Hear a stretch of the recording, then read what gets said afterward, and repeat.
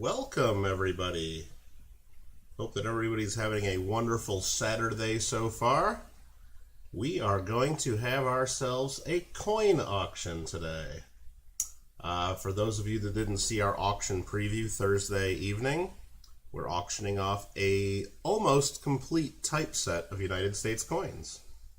You guys can all follow along with the auction document, the auction catalog. I'll put the link in the chat right now. You guys can see what's going on. And yeah, I did receive several proxy bids. So when we do this auction, you might see me bidding on behalf of other people. That's not me bidding against you guys. That's me bidding for other people that might not be able to be here at the time. So don't be surprised by that.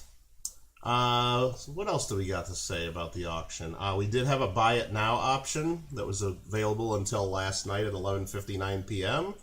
That was not exercised, so that's why we're having the auction today. Otherwise, if someone would have bought everything, then we wouldn't be streaming right now. Again, we always take proxy bids for items by email up till 11 a.m. the morning of the auction. If you win anything in the auction today, you're going to get charged shipping of either $5, $10, or $15. International bidders got to pay actual shipping and insurance costs. And the shipping cost is always based on the size, weight, and value of the items purchased. Of course, if you have a Kittle Fan Plus channel membership, you pay half price shipping. And if you got a Kittle Fan Plus membership, you get free shipping. Awesome.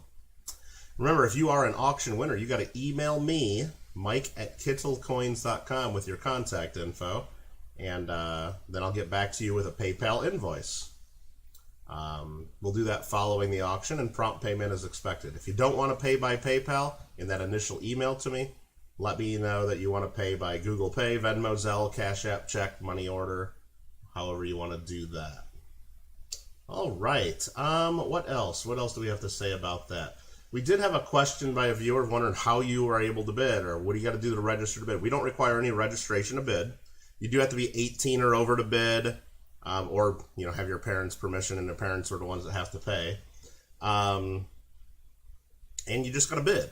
But you got to bid only with the intent that you're actually going to pay. And if you're a new person that I haven't seen and I haven't dealt with before, if you win like a couple items or 2 or 3 or something, couple expensive ones, and you keep bidding, and it'll probably make me nervous because I've had people bid and then never pay and then win a few things, and it screws up an entire auction.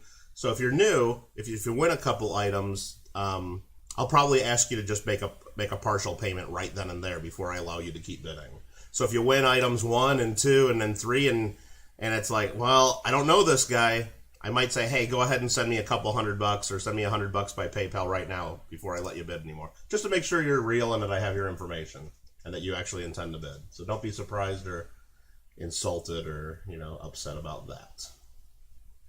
MC Silverwolf wants to know, are the stickers pictures of actual coins that I've had? Yes. Yes, they are. This here, the 1958 Franklin, this is on a hologram sticker. This was just a toned mint set Franklin half. I think it was graded MS67, and I believe I have a picture of that on my website. This one here is an MS66 red-brown 1909 VDB Lincoln set that I still have. This was a Proof 66 red-brown 1903 Philippines Proof Centavo that I bought in an auction. I bought the full proof set in the auction and set mostly because of this coin and how pretty it was. Sent that in and got it graded. This is just a hologram sticker of my MS66 red-brown 1909. This was a Proof 67 Cameo Buffalo Nickel that I had, 1937. Bought that in an auction. And then this is a Albany commemorative half with the beaver on it. Nice beaver, eh? All right, let's get these stickers out of the way. What were those doing out? Those weren't supposed to be out there. Those weren't supposed to be out there.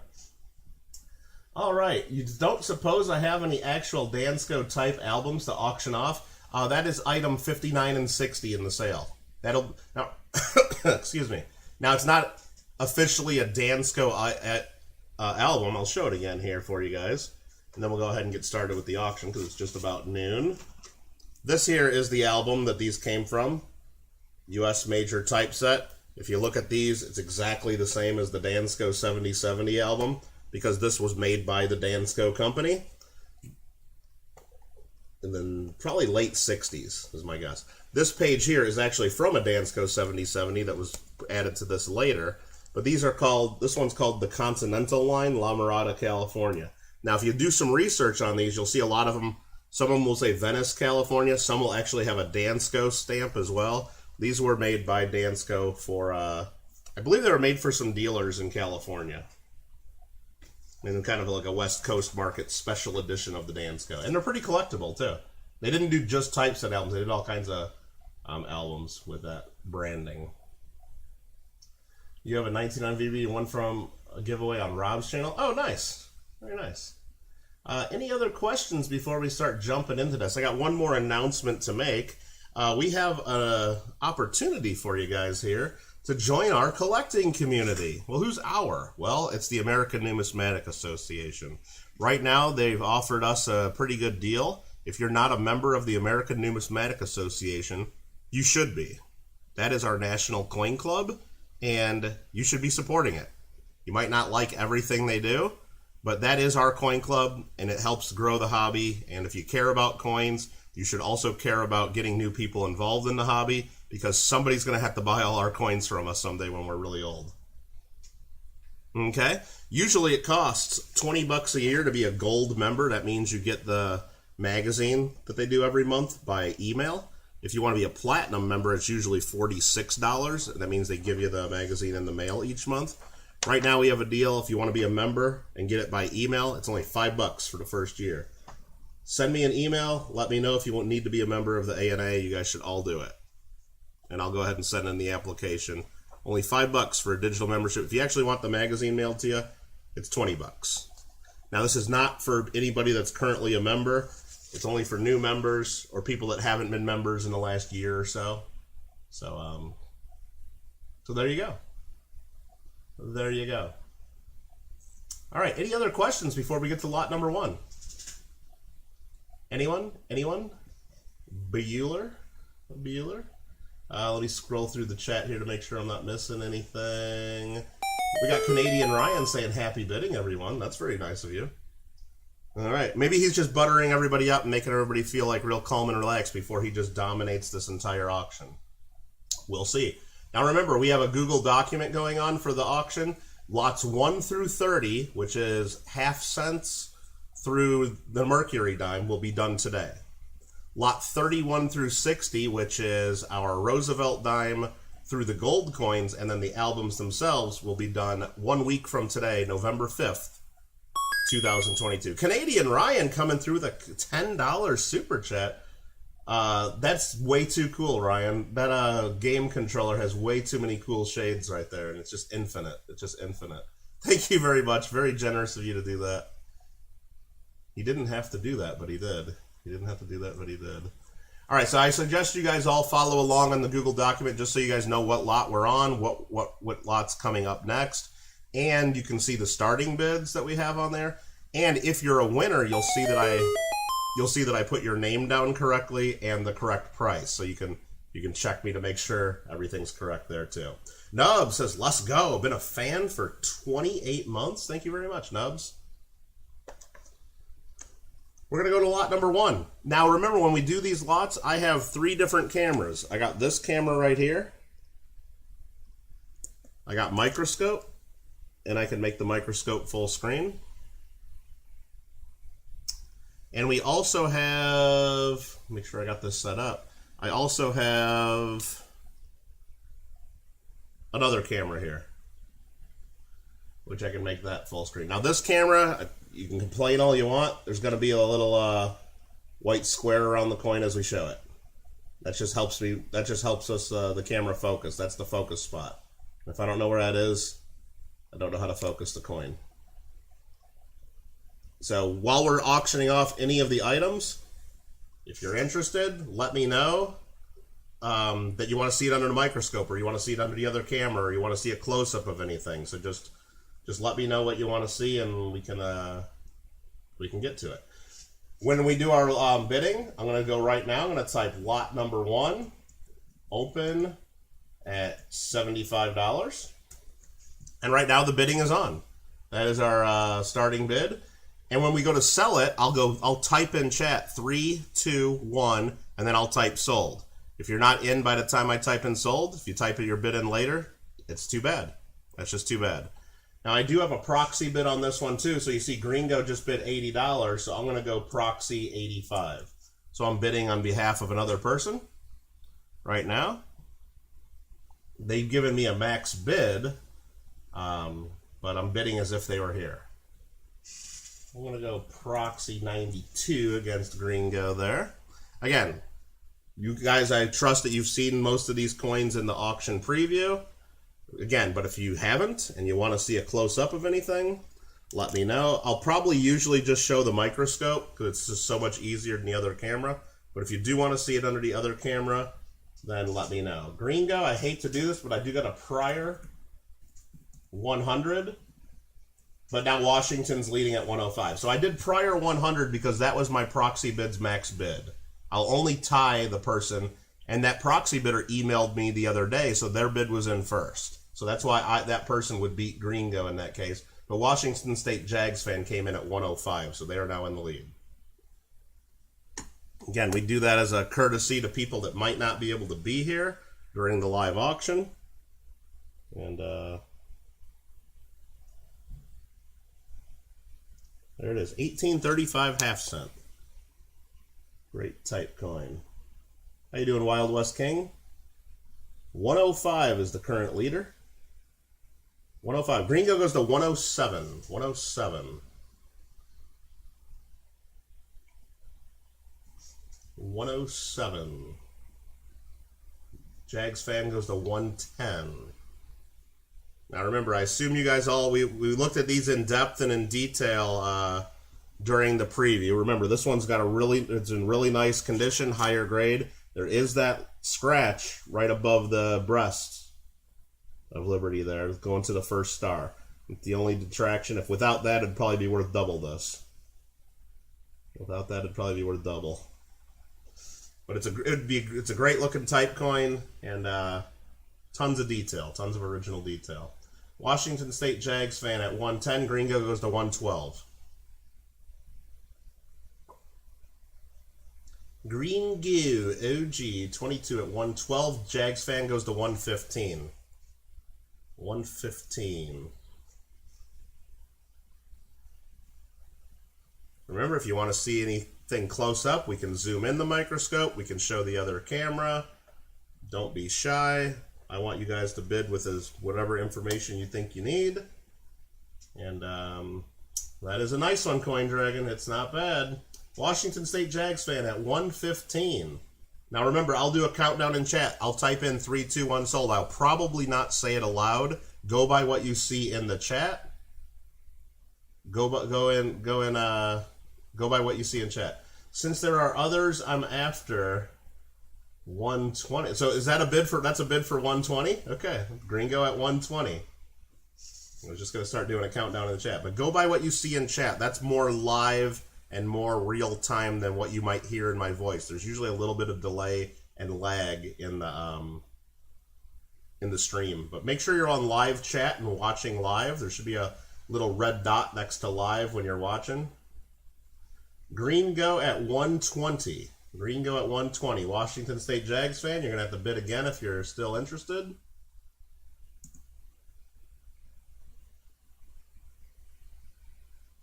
Gringo OG 22 at $120 on lot 1. Jags fan goes to 125. So he did that in the middle of my countdown. I won't just go to 1 now. I'll restart the countdown at 3, 2, 1 and then do sold. That's how we do it. Gringo says he's out. Gringo says he's out. Now that is not legally binding in these auctions. He could be using that as a bidding strategy. Usually someone wouldn't do that, but he could come back in if he changes his mind before I type sold. But thank you for letting me know you're out.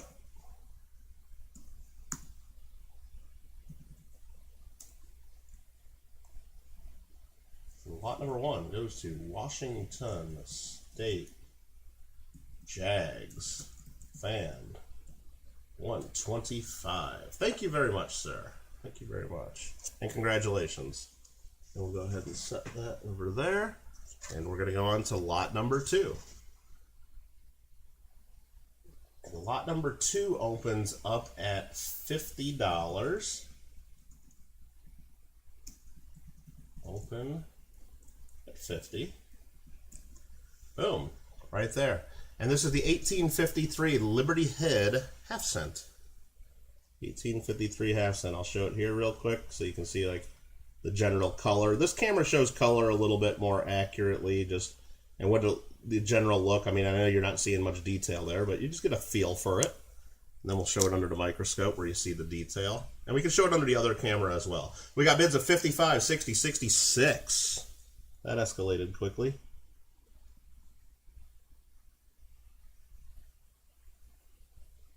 $18.53. A lot of detail. I can move it around a little bit.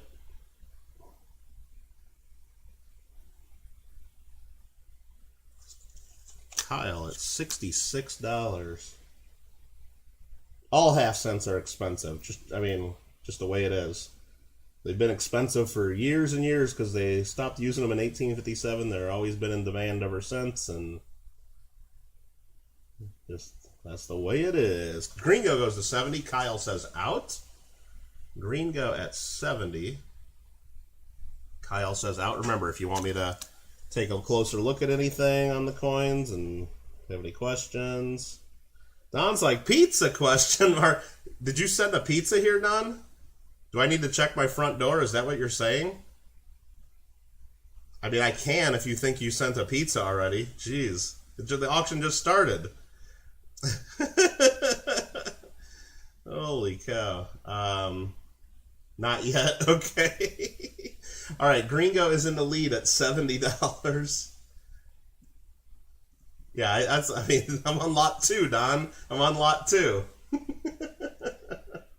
I would have to like take a intermission in the auction because I wouldn't be able to sit here for another 25 lots or whatever smelling pizza. I wouldn't be able to do that. Gringo's getting a haircut right now. Doing some shopping. Gringo OG 22 taking that one for $70, I believe. Was that correct? Did I get that right? $70. Thank you, sir.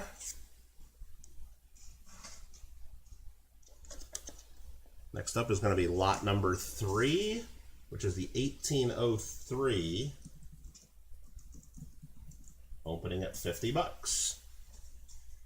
1803 Drape Bus Large Cent.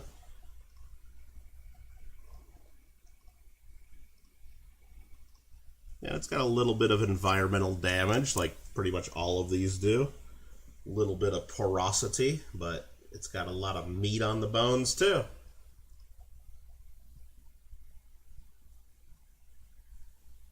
See full date. Get all the detail. You even see some of the lines in the hair. Kyle goes right to $60.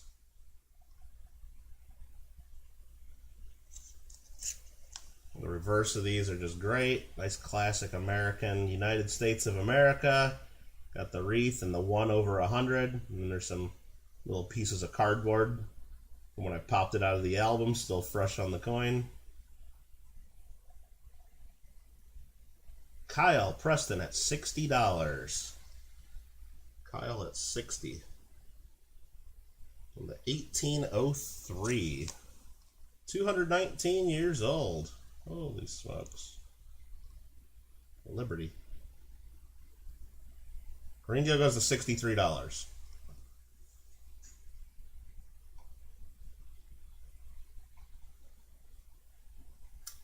Gringo OG 22 at $63. Silver Bull, how you doing? Tap that like button, says Gringo. I agree. Don goes to 66 on it. Don sees some value in the old large cent.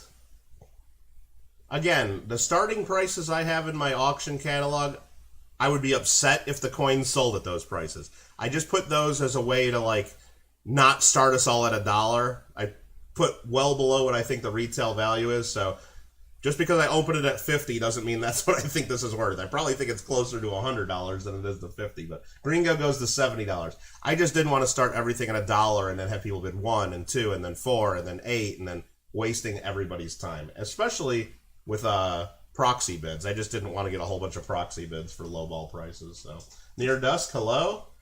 Don goes to 74. Mikey says he's having homemade meat sauce and rigatonis for dinner tonight. Mikey, the Kittle Fan Plus Plus, 14 months membership. Thank you very much for that. Thanks for the support. And enjoy that homemade meat sauce and rigatonis for dinner tonight. Mikey tries to make us all hungry when we stream. Don at $74 on the 1803. You got your eye on something, Silver Bull? All right. Well, I hope you get it. I hope you get what you want. Don at $74. Any other bidders? Any other interest? Now is the time. Now is the time. Fill the board goes to 75 right when I started the countdown.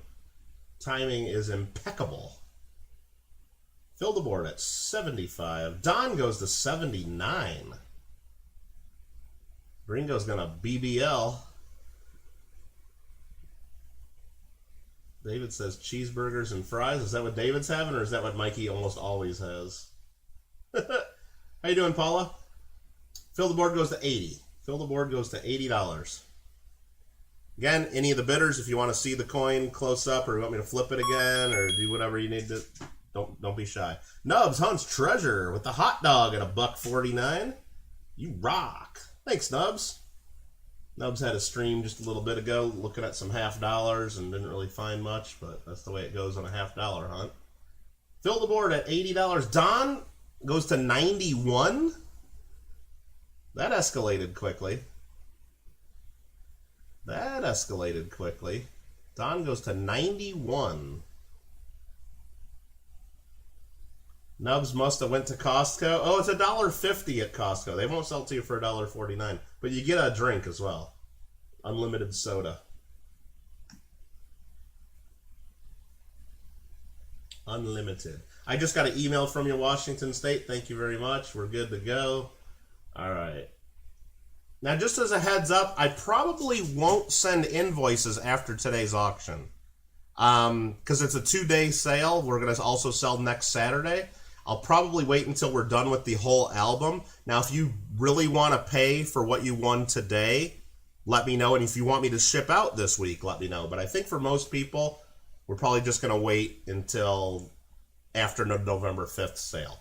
But just let me know how you want to proceed, and we'll make it work. So we got Don in the lead at 91. Don in the lead at 91. What the cup's for, all that, that's my tip jar. That's my tip jar. Nubs just put those 3 Indian head cents in the top. I think Don's going to win this. We'll see. Don's coins, cards, and collectibles.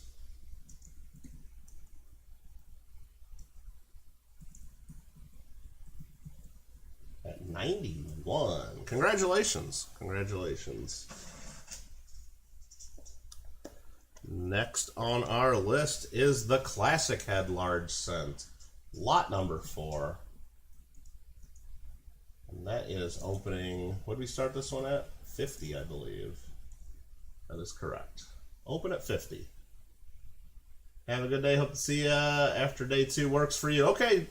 CM Silver with a $5 super chat. Thank you very much, sir. Thank you very much. This one here is the 1813 Classic Head Large Cent. CM Silver with the little family of hippos in the water. That'd be nice on a hot day, huh? It's the 1813 Classic Head Large Cent. You guys have been shopping for Classic Head Large Cents. You know they're just tough at any grade. But you can see the tops of the date there. It's clear. There's CM Silver coming through. Thanks again, CM. Lurking? Not a problem. We got Kyle at 55, Phil at 60, Kyle at 66. So you see there, it is an 1813. You could make out most of the detail. Full liberty on the head. Lots of little specks of cardboard that we see here. 1 cent, United States of America. It's actually not in bad shape for what it is. You try looking for these, so tough. Just like Jeff says, so tough. And Jeff, you might be able to attest to this as well. Like, even a little tiny bit better condition, like every step, every little grade that you go up, like the value just gets crazy and crazy and crazy and crazier. It's like every little step. It's not like some coins where you can get like a good for this price and then a very good for like $5-10 more and then a fine for like a $20 more. These like jump. These jump. Do I want you to type in the stream the countdown? Absolutely not, Paula. I got it. I got it. Thank you, though. Nubs goes to 72. Fill the board goes to 77. Oh, yeah, they rock it, like, quick. And then if you get in the AU, you're in, you know, it just gets real crazy. Because there's just not that many of them that can actually straight grade. A lot of them have environmental damage, a little porosity. This one's got a little bit. But it's, if you don't have one in your typeset album, this one will fill the spot. 1813. The copper was purer for those years. The wear was greater. Well, yeah, because Phil, we got to remember the U.S. Mint. We got most of our copper blanks for large cents and half cents from England during these years, and it just so happens that during the year 1813, England didn't like us very much. Great Britain didn't like us. We were kind of in the war. We were in the War of 1812, even though it was still 1813. So we weren't ordering much from them at the time. All right, we are at fill the board at 77. Nubs goes to 80. Nubs hunts treasure at $80. Kegs and the keels of three-masted ships for ballast. Seawater corroded most of them before they were even struck. Is that right? I did not know that. From England, classics are your specialty. Nice. Fill the board goes to 85. Nubs 87. Kyle 86. Brad Berg goes to 90. You're good to bid, Brad. As long as you intend to pay for it, which I hope you do. And you got to be 18 or you got to have your parents' permission. They got to pay. But we're good. We're good. Brad at $90. Nubs goes to 92. Kyle says he's out. Fill the board goes to 92, but Nubs is a prior 92.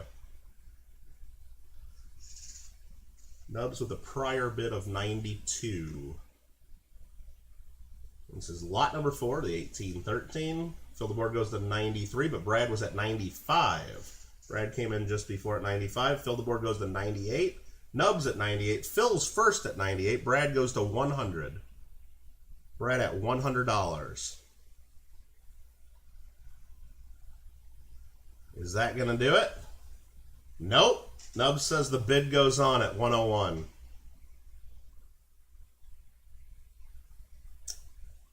No discounts if your name's Burger. That's what Mikey thinks. That's why we nicknamed him Cheeseburger, but nope. This one, original, unclean, wholesome, just regular wear, but a spiffy planchet. Yeah, you know what, Jeff? I mean, I talked it down a little bit, but, I mean, there is a little tiny bit of, porosity that if you get real close to it, but compared to what you usually see, it's really not that bad. It's really, it looked good in a typeset. And that's where it came from, a typeset. Imagine that. Let's go back to here. We got Phil at 105, Brad 110, Phil 111. Your only large cents at 1825 and XF40. Hey, that's nice. That's a nice grade, Silver Ball. Found it buried with a Canadian $5 super chat saying, "Hey brother, how you been?" I've been all right. Just keeping busy. Hope you've been doing well too. Found it buried. Appreciate all the support. Brad goes to 112. Nubs goes to 113. Brad goes to 115. Got a $115 bid now. 115. Brad Burge in the lead.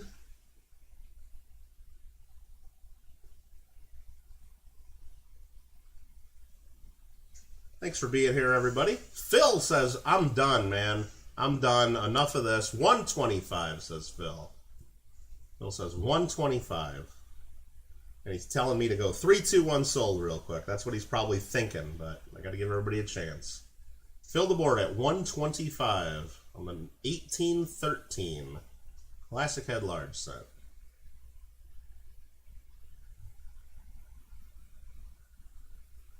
125. Fill up the board.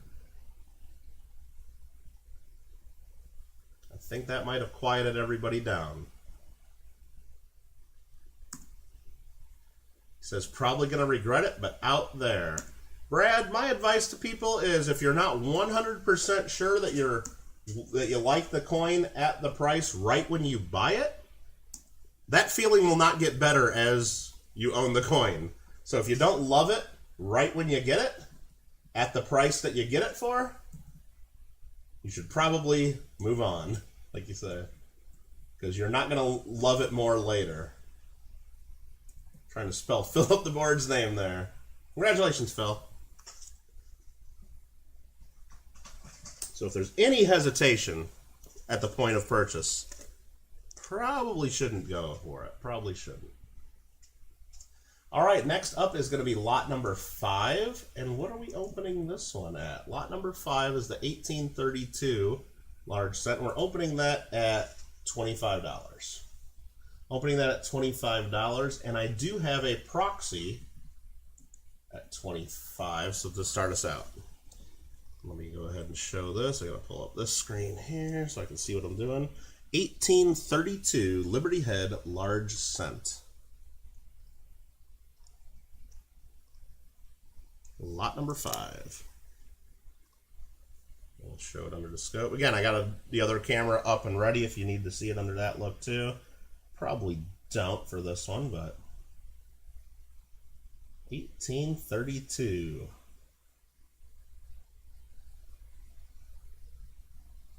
I like the way they write their twos there, the way they carve them.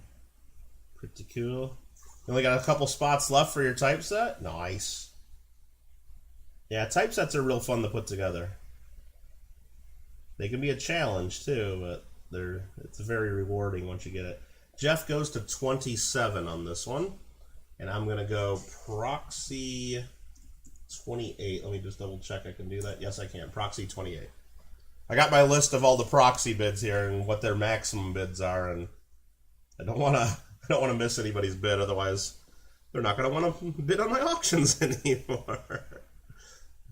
All right, got a proxy in the lead at $28. That's correct. Okay.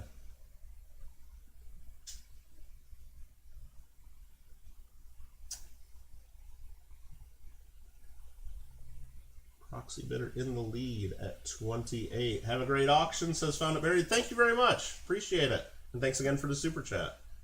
Proxy bidder in the lead at 28. Is that going to do it? I'm going to go ahead and count her down.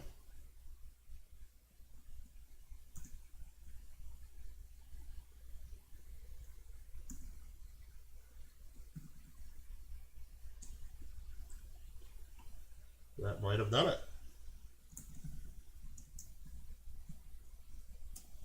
Sure looks like it. Congratulations to that proxy bidder. Put that there. And we will move on to lot number 6, which is our 1848 large cent, which we will open at $25 right now. 1848 large cent. A lot of meat on its bones here. Let's take a close look. I do have a proxy bidder on this one, so don't be shocked when I come in for the bid pretty quick here after I show it a little bit.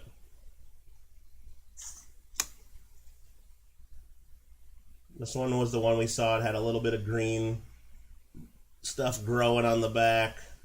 Probably could conserve that a little bit, but I wouldn't mess with it. It's stuff that's been on there for probably decades and decades and decades.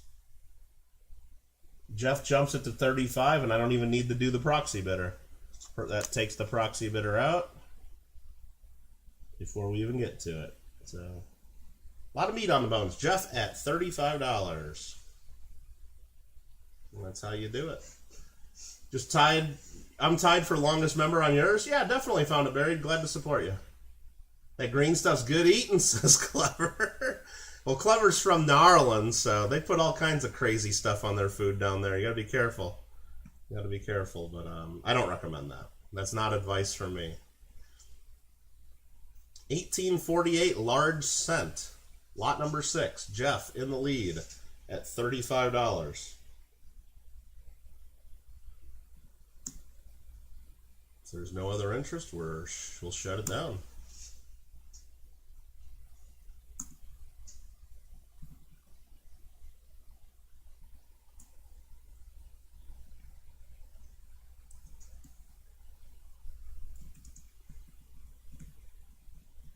Jeffrey Arbogast, 35. Thank you very much, sir. And congratulations. How about that? Next up, we have several proxy bids on this one, so just a heads up. This is going to be lot number 7. It's the Flying Eagle. We're going to open at 125 on this one. This one's in really great condition. But I got to go right away and go proxy bidder at $205. Proxy bidder at $205 is in the lead right now. I had multiple proxy bidders, so I have to bid them all against each other until I get one that's in the lead. But this is the one we looked at. Again, I didn't see any wear on it. I believe it's mint state. And we can show this under the other camera as well. It's got full detail. Great looking Flying Eagle.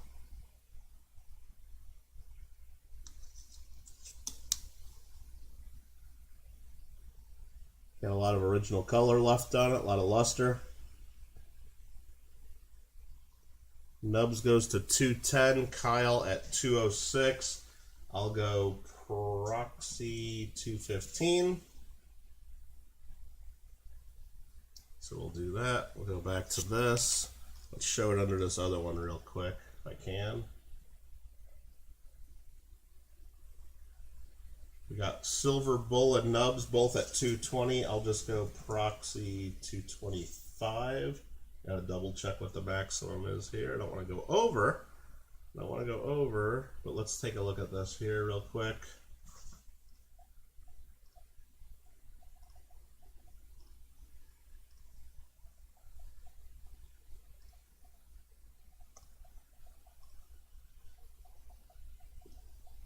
Again, right in the center of the eagle's breast, those feathers would be pretty flat and worn if this had wear on it. And sorry about all the little fuzz and stuff on the holder, but there's that right there.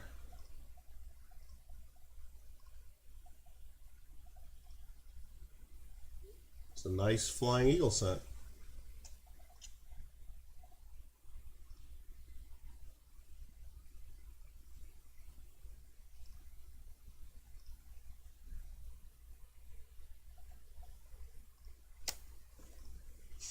Beautiful. All right, so we're going to do that. I'll stick this back under the scope so you know what we're bidding on. And where are we at on the bidding? Nubs went to 230. I'm going to go proxy 235. Jeff said he's been interested in watching this one. Could be a huge coin. Nubs goes to 250. I'm going to go proxy 255. Thanks again to everybody for all the bids, and thanks everybody for being here. Silver Bull's at 240. I got a prior 255. Prior 255. And Silver Bull says out with a very sad face, looking with his eyes closed. And I'm sorry, Silver Bull. Y531 says, sup, Kittle, sup. Nubs at 260s now in the lead. Proxy bidder is out. Unless they're here and want to start bidding again. Proxy bidder is out. I have no more authority, and I hate not having authority. I hate not having authority to bid any further. But Nubs is leading at $260. You came at the end. No, we're on lot number 6. Sorry, we're on lot number 7, I should say. We're on lot number 7. So you did not come at the end. Why? You're not bidding on any coins anyway. What are you talking about? Are you? All right, Nubs is leading at $260. Again, even if you said you're out, you can come back in before we type sold if you choose. If you choose.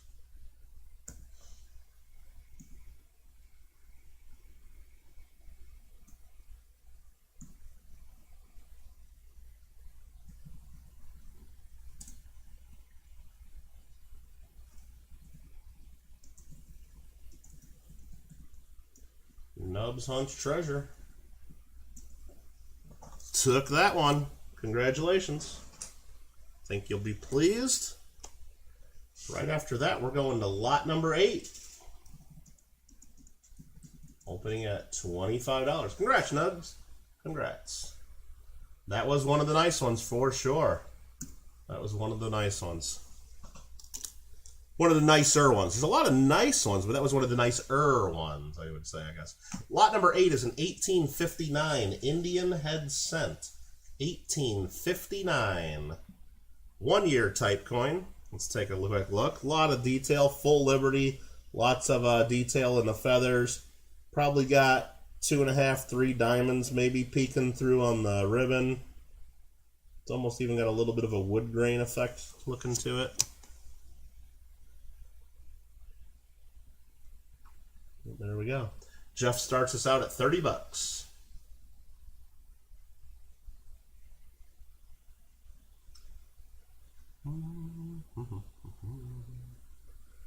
Now, if you guys are looking for like really nice Flying Eagle scent, if you're mad that Nubs got that one, I do have an NGC AU58 example.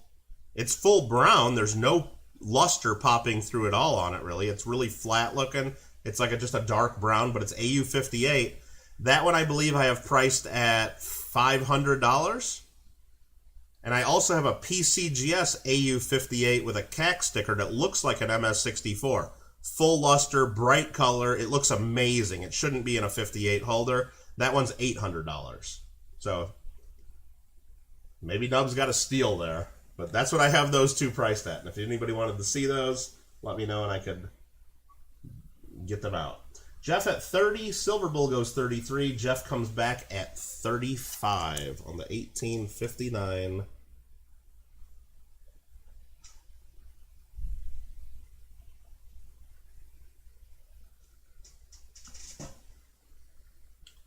$18.59 Indian head cent. The IHC. I've seen some people start calling these Native American scents. Have you guys actually seen that? Interesting. I've never said that before ever. But I saw someone like list them as a Native American scent before. You know, maybe that's more of the preferred nomenclature these days, but kind of interesting. Jeff at $35. Can I big screen it? Like this? Or with the other camera? Let me know.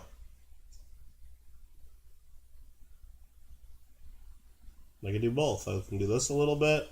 So you can see a little bit different. Maybe some stuff on the surface there.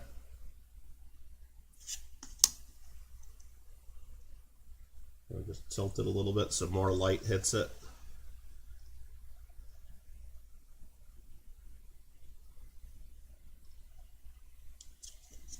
Alright, we'll do that. And then we're also going to do this for you. We'll put it on this one real quick.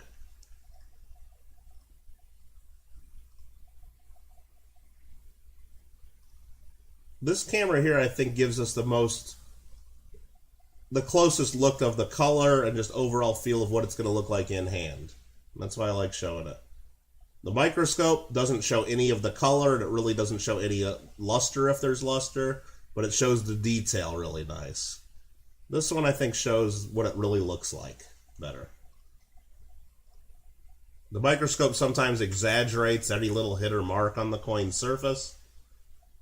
This is like, I mean, it's a real expensive camera and lens, so it better make it look real. Like the real deal, you know. All right, that is that. We have Jeff at 35. Mark goes to 37. Jeff comes back at 40. Mark goes to 42. And a $42 bid now. Jeff goes to 45. 1859 Indian head cent. Always popular, always easy to buy and sell because everybody needs it for their set. Get my camera back focused the way we need it. Not sure if that Flying Eagle will go in your set or not. Well, Nubs, I don't know. Wait till you see it, I guess, and then you can make that decision. That is your set, your call. Jeff at $45. Lot number 8, 1859.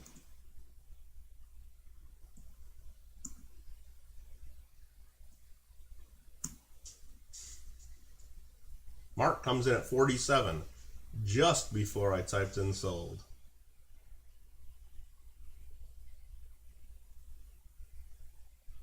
$47 bid now. Jeff comes back at 50. Thank you, Jeff.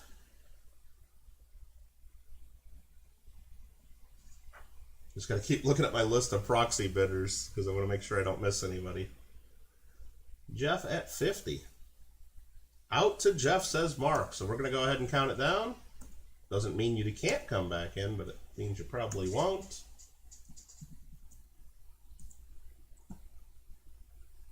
Nice one.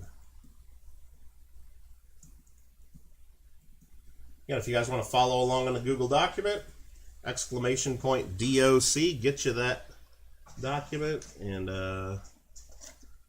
make sure we're getting everything correct in there. Next up is going to be lot number 9.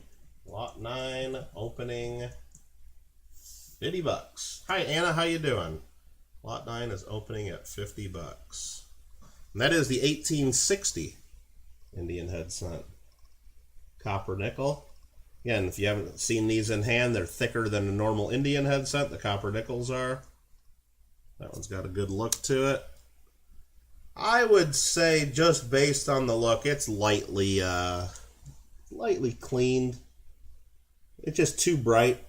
It's just too darn bright. But it's got tons and tons of detail. So I wouldn't expect to send it in and get a straight grade. You never know, though. You never know, but just as my feeling. It's got almost full diamonds, tons of feather detail. 1860. The reverse on this one, I remember now that we look at it, has some damage. Like just right above the shield, it looks like there's some damage. Right at about the 1 o'clock position, there's something going on there. I'm not sure.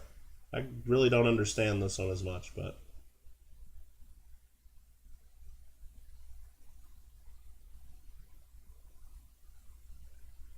you want me to send that last one to Mark? I can do that, Jeff. I can.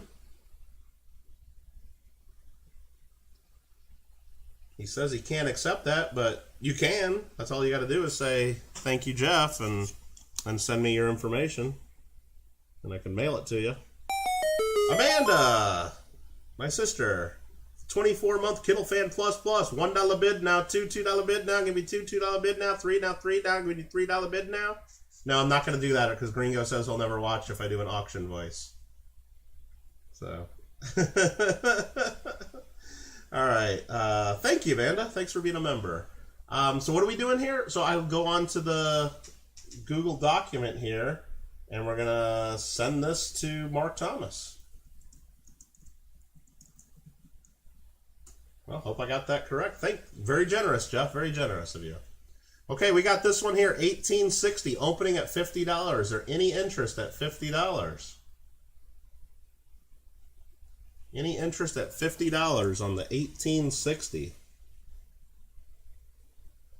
Doesn't look like it. Any interest maybe like close to $50? Anybody in the ballpark? Anybody like saying, man, if it was $40 I would have bid, but I don't know. Anybody? Anybody close? I don't want to go too crazy off those prices because I think those prices were too low to begin with. All right, that's that. If we pass, we pass. You know, I don't have to sell it. Very cool of Jeff for sure. Yeah, it's a fun auction, man. It's one of each design pretty much. That's a typeset. Pretty much one of each major design. And this is the Copper Nickel Indian Head Cent. Copper Nickel Indian Head Cent. 1860 through 64 on these. Nubs would do 40. We got a $40 bid. Nubs is in the lead at 40. I'm going to go on there and change opening bid to 40 on the spreadsheet. Got a $40 bid now. Anybody else? Nubs leading at $40. Nubs leading at 40. Going to get a steal here, perhaps. That's okay. Not going to get mad at that. $40 bid. Nubs hunts the treasure.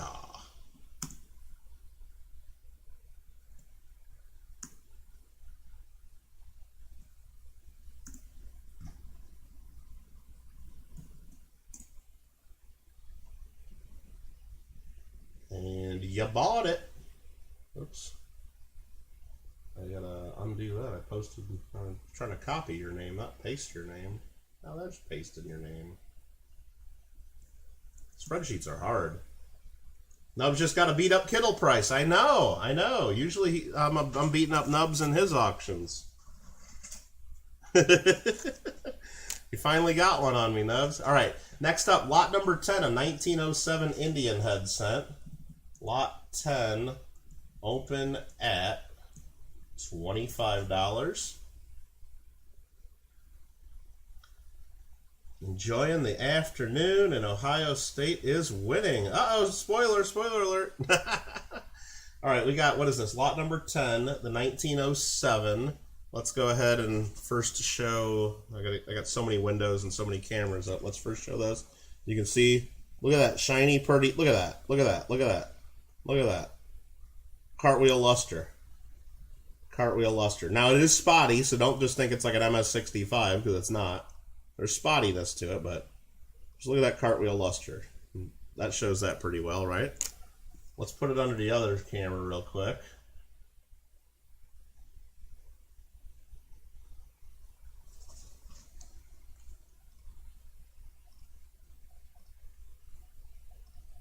$19.07. Jeff's gonna jump at the 40.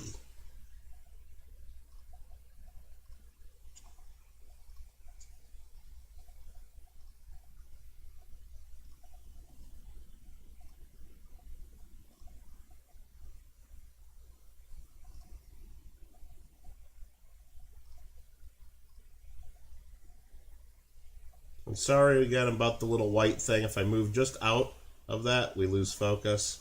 Just the way this camera, it's not made for video. This camera's not really made for live streaming video. I'm just sharing my screen. It's made for taking pictures. It's helping me with that. So that's that. Jeff's at $40. $40 bid. Think it's full red? Nah. It's real close. But just knowing the grading companies, there's enough little spottiness. I mean, it's close. It's real close. And we'll show it under here. It might be, actually. Let me look again. But it wouldn't grade high. I mean, right there. I don't see any red brown on that, but it's got spottiness to it. So it'd probably get like a 63 red or a 63 red brown. But I'm thinking, just knowing the way the grading companies have been, it's got enough dirtiness on it, enough spottiness like that, just dirty overall look on the surface when you look at it like that. Again, you look at it under the camera, you don't see much of that when you're looking at the luster. But, yeah. I mean, I don't think it's going to grade high, but it's possible it's red. It's about as close to, it's 95% of the way there, so. This is a whole auction on YouTube. Didn't know this was a thing. You're from Europe? Welcome, JS. Welcome. All right, we got, what is it, Jeff at 40? No other bidders? No other bidders? Well, that's fine.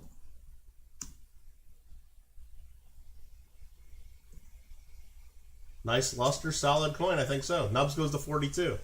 Yeah, again, just to see the luster, we can just show it like this.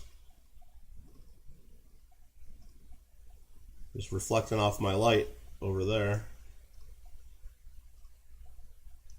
I mean, it's there. It's just been sitting in an album for 20, 30 years. So it's got a couple little fly specks on it, and probably from just sitting there for a while. But it might have been full red when it was put in the album, and it still might be. It's like right on the line. Jeff goes to 44, Brad 45, Nubs 46. Hi, Zay. How you doing? We got several viewers from Europe that tune in, JS. We got a gentleman from the Czech Republic that pops in. We got a few from England. We got a guy from Spain that pops in from time to time. Yeah.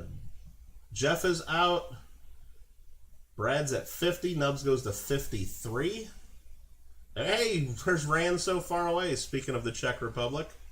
Bill Goldner from the Czech Republic. JS says England there. All right. Nubs at $53. We got a $53 bid now. We'll try selling it.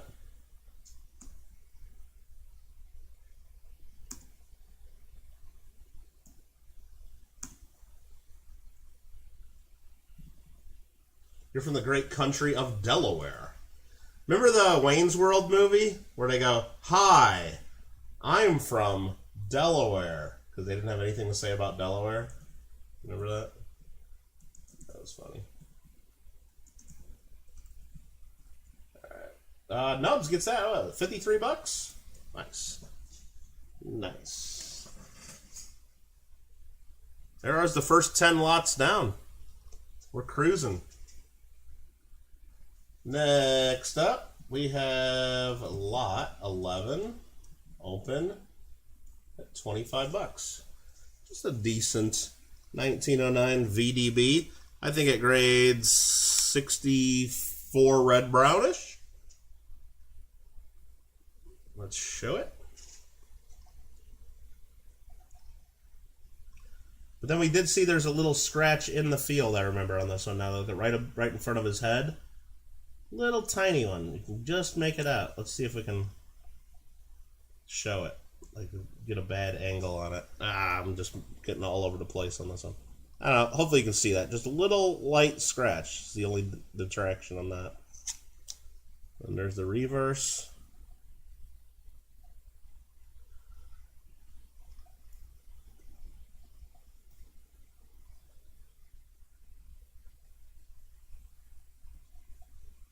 I'd say in the 63, 64-ish grade.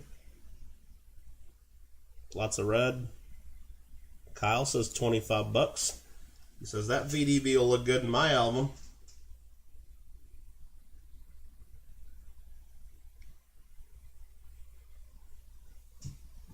Come on, Jeff, you're making me feel old now.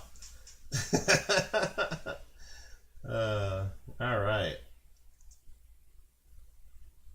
What does VDB stand for? It's the initials of the gentleman who designed the coin, Amanda. Victor David Brenner. VDB. And you can see there on the very lower part of the coin, the initials, VDB. He was an artist, a sculptor, and he wanted to sign his work. And they only had it on here the 1 year on the reverse, because apparently some people didn't like that he signed it, and they took it off right away. He says, "Oh, relax. And what's this pizza thing I keep hearing of? Should I send one?" No, Jeff, don't worry. It's just one of my buddies. He likes to interrupt our auctions sometimes with my doorbell ringing and pizza getting delivered. He thinks that's kind of funny, but... Oh, easily, Jeff. Easily another 25. God willing. All right. You're going to ask, but she did it for you. Perfect. So that's that. So they had that only on there the 1 year. And then they added it back in 1918 on the obverse on the very lower part of Lincoln's portrait. So even if you look at a coin today from 2022 Lincoln sent, it'll say VDB real small on the front at the bottom of his coat there. All right, what are we doing here? What are we doing? Are we selling this? We're selling coins? Kyle in the lead at $25 on lot number 11. Come on, Cal. Kyle's winning. No, I was just starting to count down, but I just saw Mark came in at 27. Mark came in at 27. $27. Mark Thomas.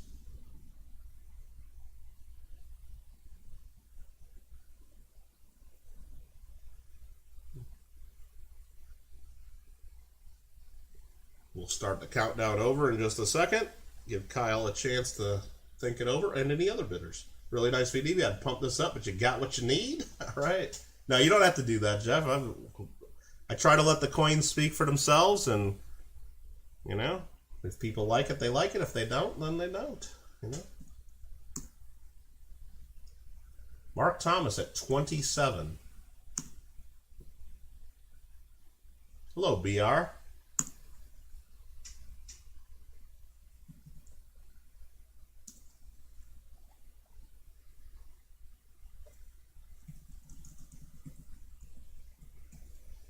Thank you very much, Mark.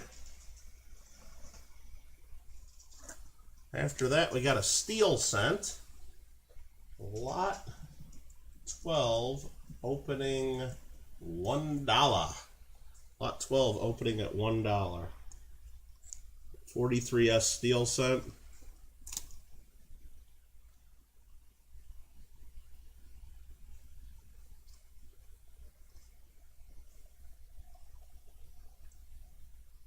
It's got some album toning.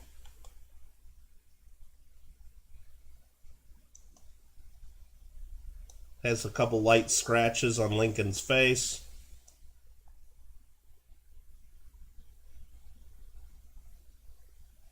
But it's not bad either. It has some hairlines on the surface there. If I get it just like right there, you can see it there on his coat. There's like some scraping, like some hairlines kind of going across the coin on the high points. JS will bid $1. It's worth more than $1, I know that.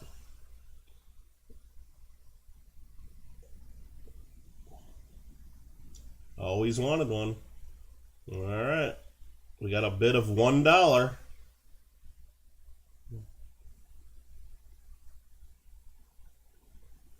Jeff says 3.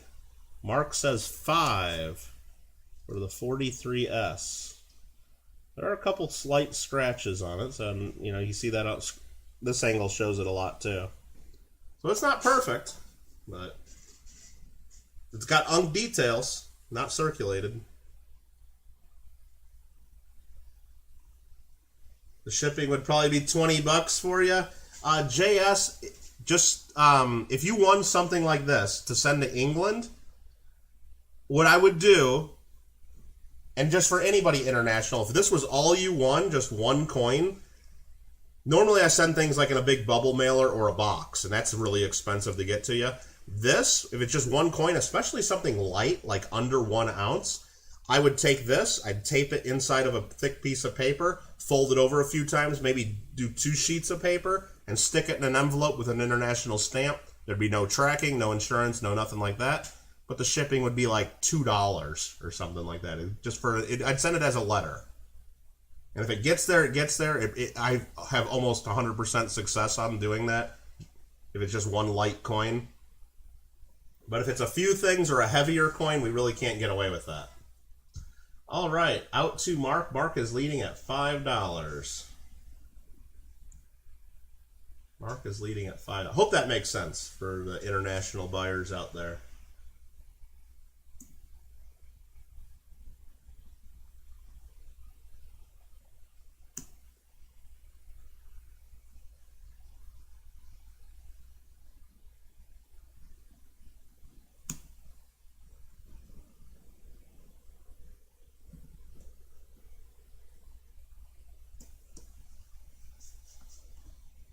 All right, Mark gets that.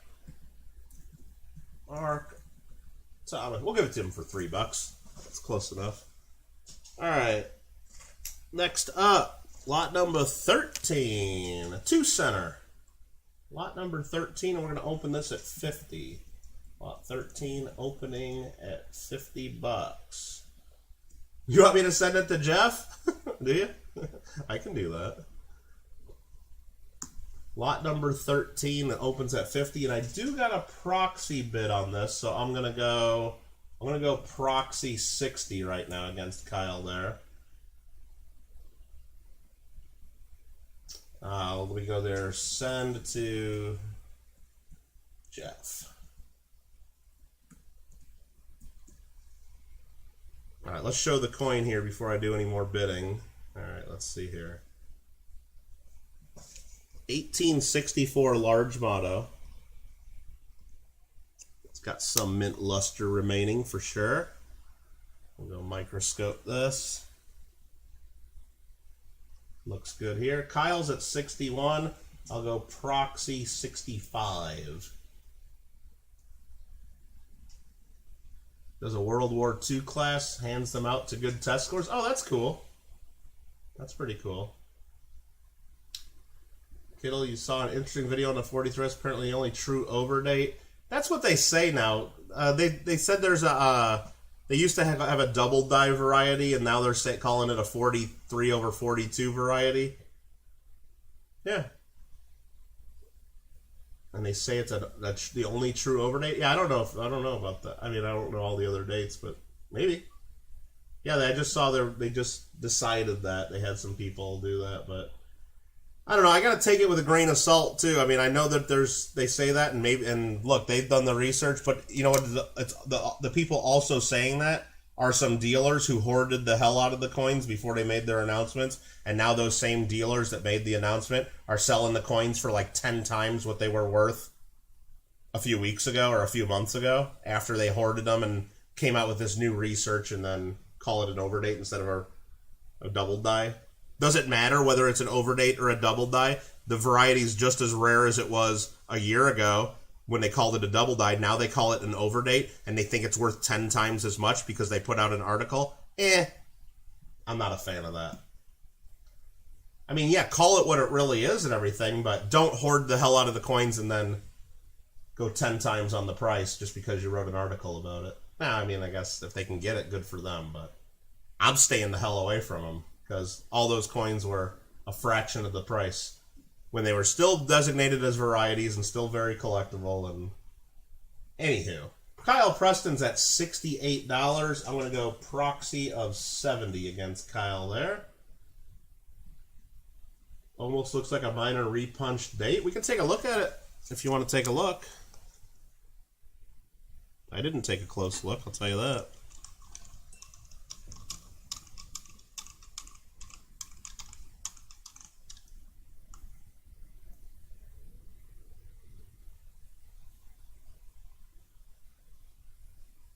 Yeah, it looks like there's something on the inside of the 4. Something. And on the inside of the 6. All right, let's flip on the microscope light too. Maybe it'll reveal something else. Yeah, even on the very inside of the 1.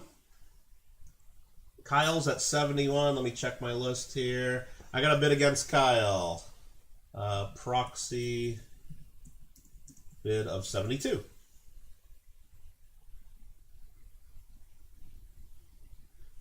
I don't know. Is there even like doubling around the outside of the shield, or is that just a design? I think that's just a design around the shield. Usually you'd see doubling on the lines in here, and you'd know if it's double die or something, but I think that's just all part of the design. That's a pretty nice coin.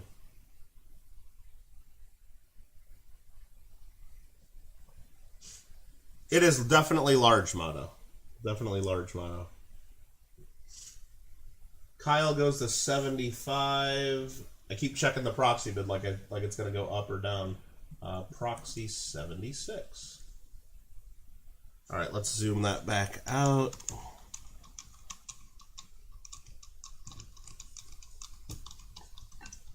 Shut that light off. Put this back to focus.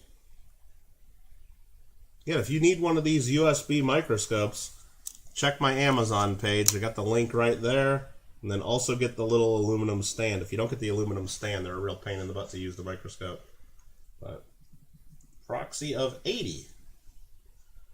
Nice to see what your 2-cent coin is supposed to look like. Well, that's the whole point of a typeset successful, is you want to get the nicest you can of just one example of the coin, because that shows you what it's supposed to look like, you know? Usually I don't recommend getting worn down coins for your typeset. I mean, if that's all you can afford for that particular type, then that's what you do. But you try to get the best you can, because that's the whole point of a typeset, is to see the design.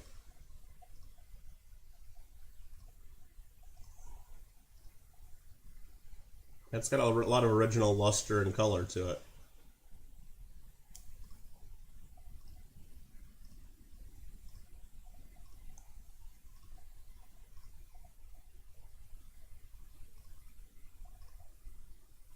I do PayPal payments. Yeah, I do payment by PayPal. That's the main way we do it. So the way it works, just to be clear, is if you win something, you'll send me an email so I have your information. At the end of the auction, which remember, this is a 2-part auction. It's not really over until November 5th. After the auction, I'll send you a PayPal invoice saying, hey, you won stuff in my auction, you owe this much plus shipping. Now, in that initial email, if you know you don't want to pay PayPal, you can tell me, hey, I would rather pay Google Pay or Venmo or Cash App or Zelle, or I'd rather just send you a check, Kittle, whatever. Just let me know. We can do all the different forms of payment. But I'll just assume that you want to pay by PayPal unless you tell me otherwise. We have Kyle Preston at 79, my proxy bidder at 80. Silver Shocker goes to 82, and I'm going to go proxy bidder 83. On all my auctions, we let people bid by proxy if they know they can't be here that day. And we have a bidder that did that on this item. And I bid on their behalf. They give me their maximum bid, and I bid as if they were here. Do I take Amex through PayPal? I guess, JS. I don't care how you fund your PayPal, as long as PayPal sends me the money, you know. Silver Shocker at 85, you are now in the lead. My proxy bidder is out on this one, unless they're here watching live and choose to bid more. That is up to them if they're here. Silver Shocker at 85. Yeah, honestly, when I get PayPal payments, I have no idea whether you're paying with credit card, bank balance, PayPal balance. I have no idea. It doesn't tell us. The only thing I see on my end is that I could tell that it comes from an international account because I get charged higher PayPal fees. I know that usually. It's like an extra 1.5% or 1%. I don't know exactly. Silver Shocker at 85.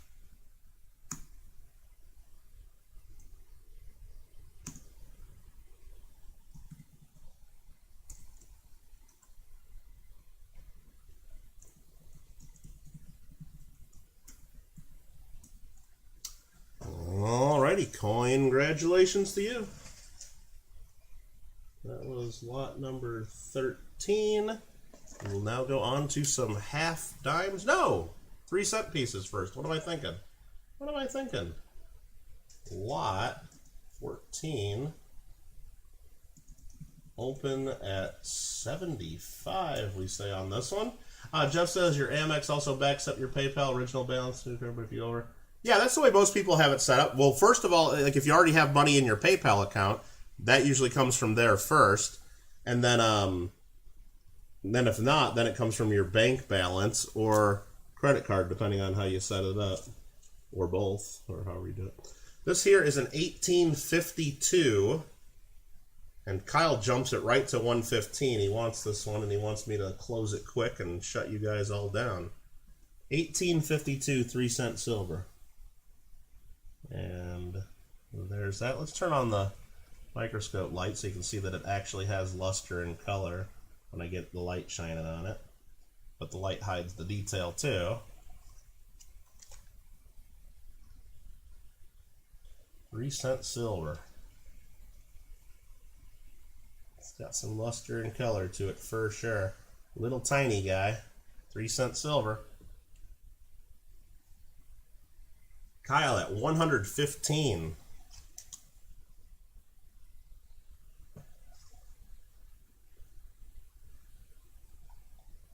So many things you've never seen before? Well, that is the whole reason people do a typeset. Because it's one of every design, pretty much. One of every design. Why are there 2 types? Because there's 2 different metals. Same thing, there's 2 5-cent coins, Rand. There's the 5-cent half dime of silver, and there's a 5-cent nickel of nickel. All right, I think Kyle's winning this one. I think he just shut everybody else down. And he picked the right price for it. It's probably right around where it's worth, or closer to the price.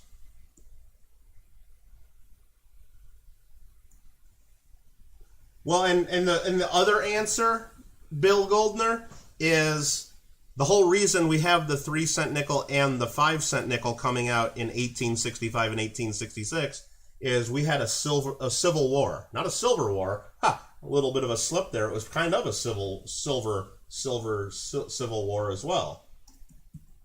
What happened all during the Civil War, just like any time of economic uncertainty, is all of the silver coins in the country just disappeared. You couldn't get silver coins anywhere. Everybody was hoarding the heck out of them, okay? And nobody wanted to give up their silver. They'd use paper money, and they'd use, you know, copper and copper nickel and stuff like that. But all the silver got hoarded. So in order to get coinage out there and circulate instead of, you know, so if they issued a whole bunch of half dimes in 1865 or a bunch of 3-cent silvers in 1865, they'd go right into people's piggy banks and they would never circulate. So they started using nickel, and then those started circulating for the 3-cent silver and the 5-cent nickel. That's kind of what was going on as well. That was kind of going on as well. 5 kopeck huge copper and a 5 kopeck small silver. Yeah, and I bet you, Rand, if you had a little shop in Russia at the time, and someone comes in with a big chunk of copper and a little piece of silver, and you had to keep one, if you got to give out a piece of change to the next person, which one are you going to give? You're going to get rid of that big chunky copper, and you're going to keep that silver. And that's probably what was happening all over. Like, you know, especially in a time of uncertainty, is you get rid of the crap money and you keep the good money. That's what happens. Was that a clashed one? Oh, definitely was clashed. Do you guys want to see it? Just nerd out on the coin a little bit? Nerd out on Kyle's coin? Yeah, it's definitely got clashing. I'll try to zoom in and show some of it. Almost all 3-cent silvers have some clashing.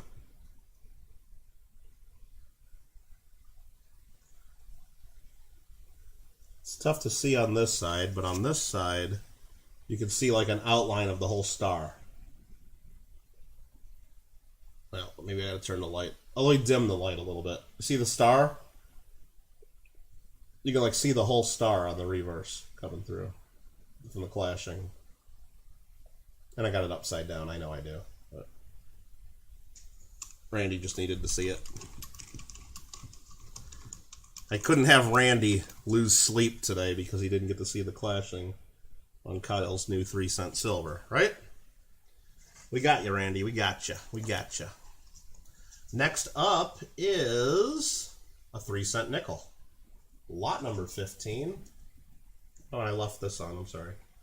Lot number 15, open at $50. Lot number 15, open at 50. You mean from the 1800, not the 17? The 1700s are more. Oh yeah, the really big 5 kopecks. Yeah, from the Russia. Those are pretty collectible. They're not that expensive either. I mean, unless you get really nice ones, of course. But I see them all the time for under $30. For under $30. All right, let's show this coin, and I do believe I have a proxy bid on this, so we'll get to that in just a second. 3-cent nickel. This is a first year of issue. Turn that microscope light off. 1865. I'm trying to tilt it a little bit so you can see it. Looks like there might be a die crack on the base of the design. We can take a look at that if anybody cares. The other side. A really nice example.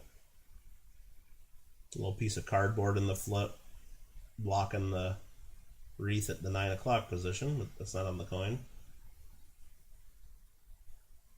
Cool.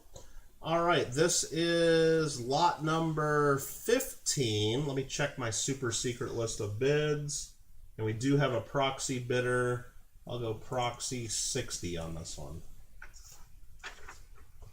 Very purchasable. Oh yeah, Rand. Yeah, I see some of those old big Russian 5 kopecks.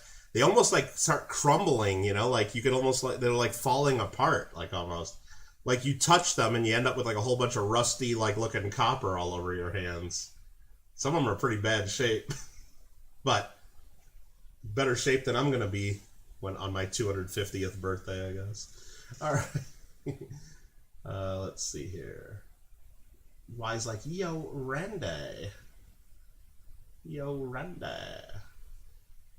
Yeah, that's a good looking Trime for sure, Jeff. And like, I still think it sold cheap too, even at 115. The last couple that I sold were AU Details coins, PCGS, and I offered them at $100, and they sold like before I could even finish saying $100. And I'm gonna go proxy 70. Russian coin $1,700, while Europe's quality of $1,500. Is that right? JS has got to go. Well, thanks for hanging out with us, JS. Glad you got to hang out with us. We'll be doing more of this next Saturday, same time. Mark goes to 75. I'm going to go one more bid here, maybe. We'll go proxy 77. Is there a Discord group? Yeah, we're all part of the... I don't have my own Discord, but we're part of the JW Coins and Hobbies Discord. So we all hang out there, and I'm a moderator on there. We talk about coins. There's a Coin Uno game that we play on there. There's a whole bunch of video game chat rooms. There's rooms where you share what you had for dinner and take pictures of your pets. Really fun Discord. Way better than most other coin Discords that are out there. Flip her over, please. Absolutely. Sorry about that. Mark Thomas is at 80, and I'm just going to go here. Nubs is at 81. I just got to go here real quick. Proxy 83. And again, let's spin it around and just give you another view like this, so maybe see different things with different lighting.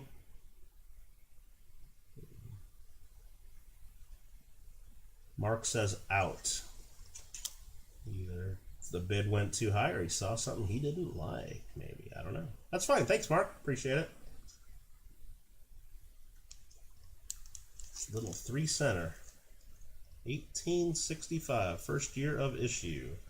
Got the proxy bidder in the lead at $83. Any other interest? Nubs goes 84. Proxy bidder is out. Proxy bidder is out.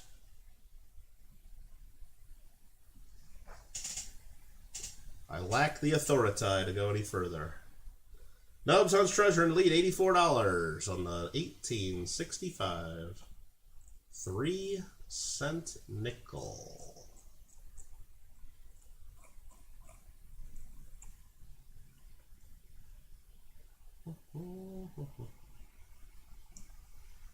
We are going to go there. That's that window right there. Perfect. I was just messing with you, Mark. I appreciate your bids. Thank you very much.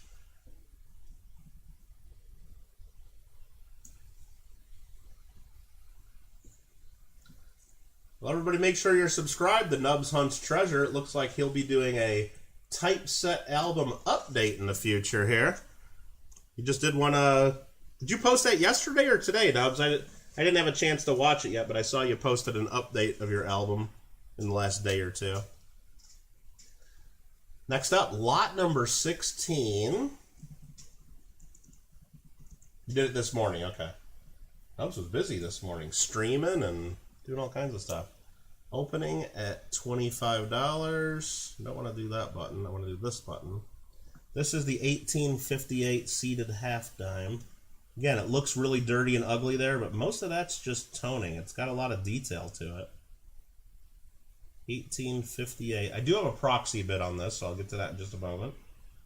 So consider it proxy bid of 25 opening at least.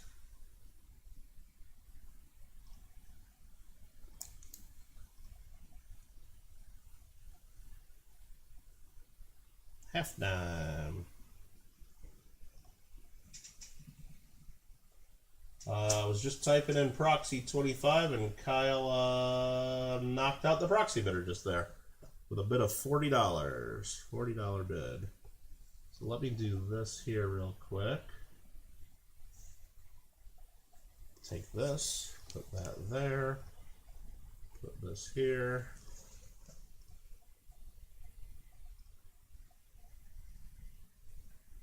Show you that that's just not ugly dirt. That is color on the coin, but it's tough to see on these little guys. Kyle at $40. The 1858.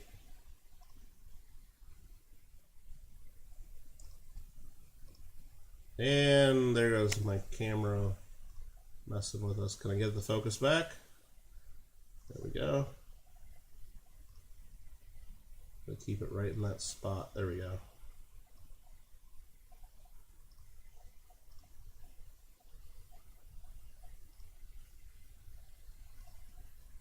Neat little half dime.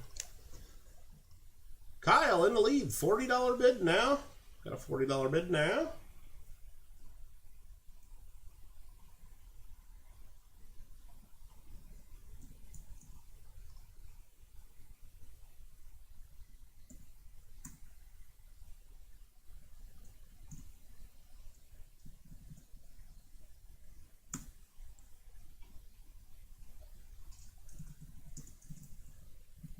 Ah, $40, not $540, $40. Sorry, I typed it in there wrong for just a second. Ah, my bad, my bad. I gotta start moving that there, put that there, put that right there. Perfect. Trying to keep things organized here, so there we go, so I don't mess anything up. Next up, lot number 17.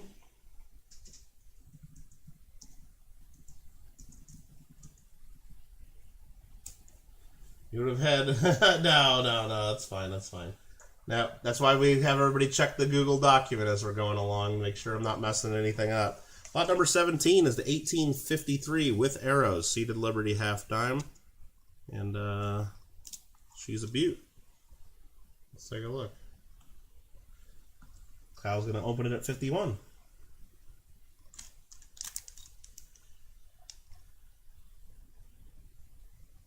Tons of detail with arrows. Some clashing on it too, it looks like, maybe. A little bit. Never seen a half dime? Now you won't. Well, they're half the size of a dime. They're half the size, half the weight, half the size, basically, of silver. Little tiny guys. Because we did not have 5-cent nickels until 1866. Halftime. Should we zoom in on this and take a look at it? I'm kind of wanting to zoom in on a couple pieces of this right all of a sudden. Randy's game. Randy wants to see it.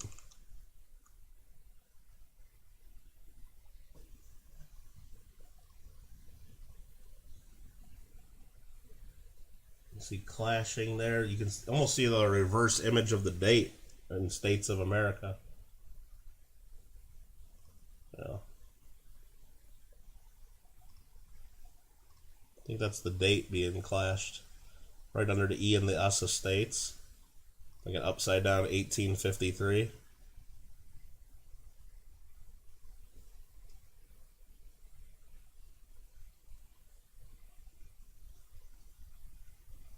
Kind of cool.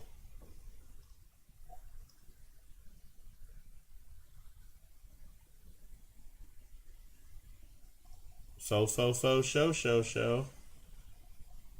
Let's see the other side here.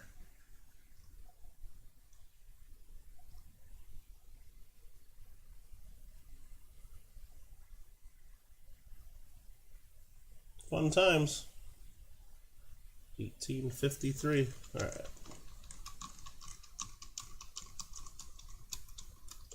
5-cent from Netherlands. Smallest silver coin you think you have? Yeah, the smallest one I know that I have. Well, I think it's the smallest one I have is the 1904 Panama 2.5 cent. The Panama pill, they call it. Little tiny thick guy. Uh-oh, Randy saw something he liked. Uh-oh, he's bidding. Stand back, children. Stand back. Randy's in the game. All right, this is lot number 17, the 53 arrows. We had bids 55, 57, 58, 60, 65. Kyle goes to 66. Yeah, 2.5 cent Panama, the Panama pill. Smallest coin struck by the U.S. Mint. Randy at 70. Randy.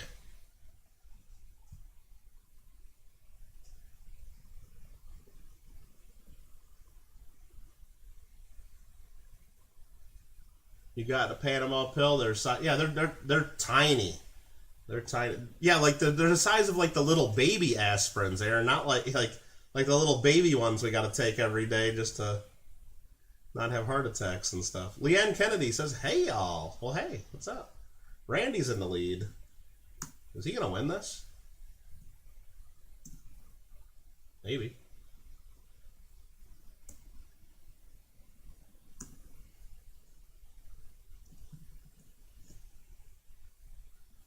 No, Kyle, he's not working today. He only Minecrafts while he's at work. Right? Today's his day off. Randy plays Minecraft at work, and we make fun of him about that a little bit. Actually, we're just all jealous is what it is. We're just all jealous. Oh, yeah, the little tiny gold coins. Yeah, those are kind of fun, Bill. Those are absolutely fun. Like, for example, this little guy. The mini Roo. I think that's a half gram, isn't it? Yeah, 0.5 gram, 999 gold. Yeah. Kind of like those.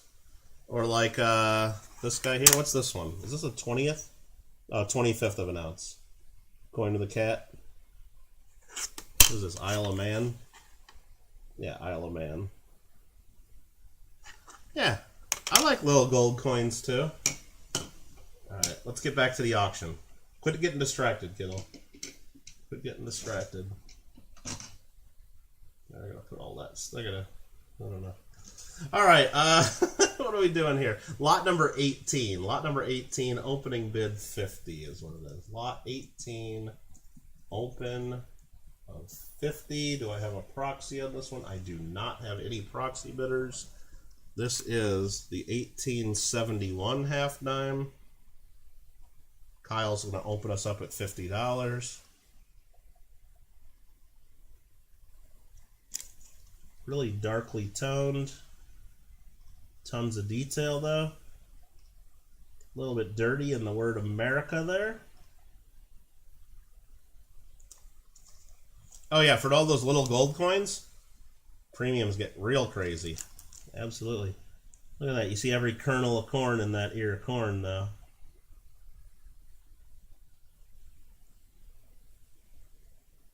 Real nice. Kyle at 50. $50. Let's see. I'm trying to maybe show it under the other one. Silver Shocker. Nubs goes to 55 first. Silver Shocker 55. Kyle 57. Shocker goes to 60.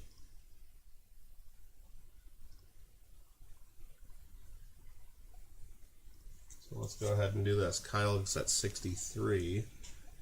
Since there's interest, we'll go here and show it this way for a little bit. Just so you can see in hand, it's not quite as dark, but there's some gunk or something. It's almost like a blue color toning, a dark bluish black toning. But then in the word America, there's definitely some gunk on the surface. Could that be conserved and cleaned up? Probably. Am I going to do it? No. Do I recommend you do it? Probably not. I'd leave it alone, but could it be cleaned up? Probably. But it's got full details there. Probably got AU detail for sure.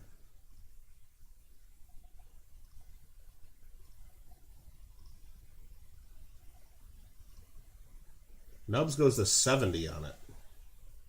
Yeah, it's got some DNA from somebody from the 1870s or maybe from whatever person put this album together in the last couple decades. Who knows?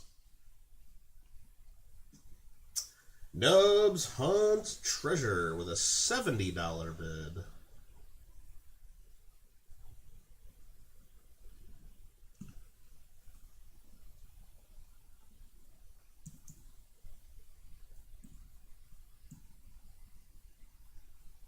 Silver Shocker goes 72. $72 bid now.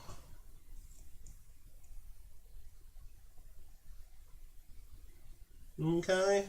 Okay.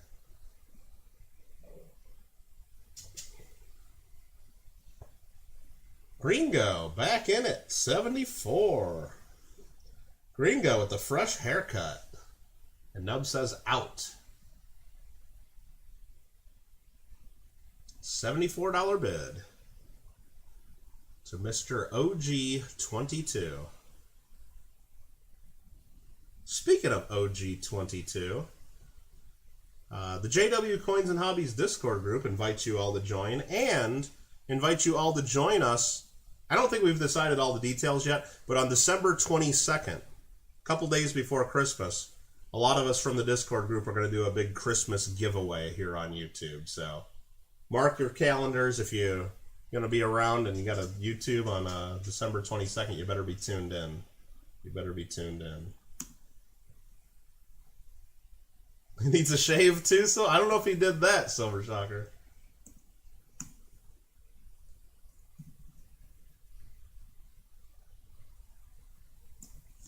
Hey Aaron, how you doing? Sold to green. Go. OG22 for $74 dollarinos. Anybody wishing they would have just bought it now? Bought the whole album for $7,500 and got every one of them? Anyone? Anyone? I don't know. I don't think it was a bad deal. All right, next up is lot number 19. Lot number 19, the 1866. Lot 19. Opening bid. What are we opening this one at? Let me see. Opening at 75. 1866 with raise. Shield nickel. First year of issue. Got plenty of little die cracks on it. I think we scoped this one out. Die cracks at the 3 o'clock position. About 7 o'clock. Through the date. At the In God We Trust, at the Eye of In God We Trust, there's cracks. Mark opens us up at $75. Thank you, Mark. You were going to offer $74.99 for the book. I probably would have taken. I mean, yeah. I would say that I wouldn't do it for $1 less, and that's what the whole point of a buy now is. But probably would have done it for $1 less. Cracks all around the words "of" in America. Somebody said there, we looked at closely, and you can see it right there. At the star right under the E of states, in those lines, you can see some lathe lines. Right in between the star and the raise. Somebody thought that was pretty cool the other day. Nubs goes 77, Shocker 80, Nubs 82, fill the board 80. Nubs is leading at 82. PTB at 85. Shocker at 84. Phil's got a prior 85. Again, if you need me to zoom in on anything, show it under a different camera, different lighting, feel free to ask, and we'll try to accommodate. Where's Coin? They looked at it. Yeah, they looked at it the other day. Yeah. Never gonna shave, says Jim. Mark at 90. Fill the board at 92.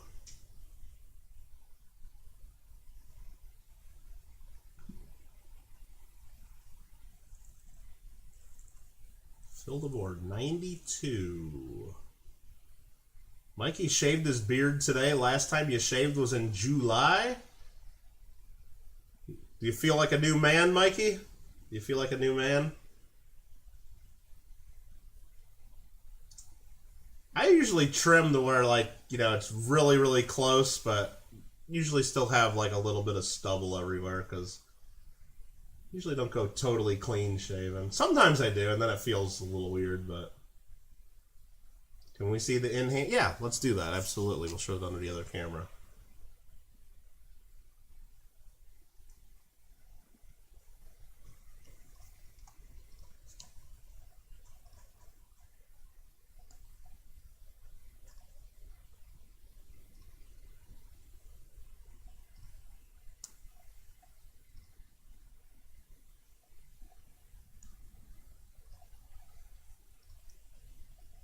A lot of flatness in the upper line, in the horizontal lines of the shield. Some of that might be some wear. Some of it might be strike weakness. These are really hard to grade. So don't just assume all that's wear. Some of it just might be strike weakness. But I can't really tell either way, you know. I can't tell for certain right now is what I'm trying to say.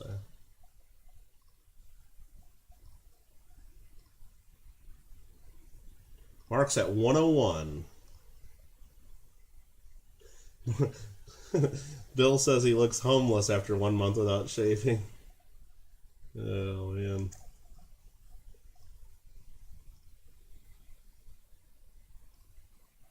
Shine the light in it just so you can see. Sometimes you see some other colors and other stuff on the surface.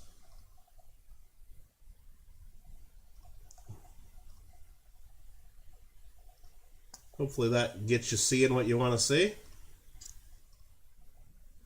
Or what you don't want to see, either way. There it is, though.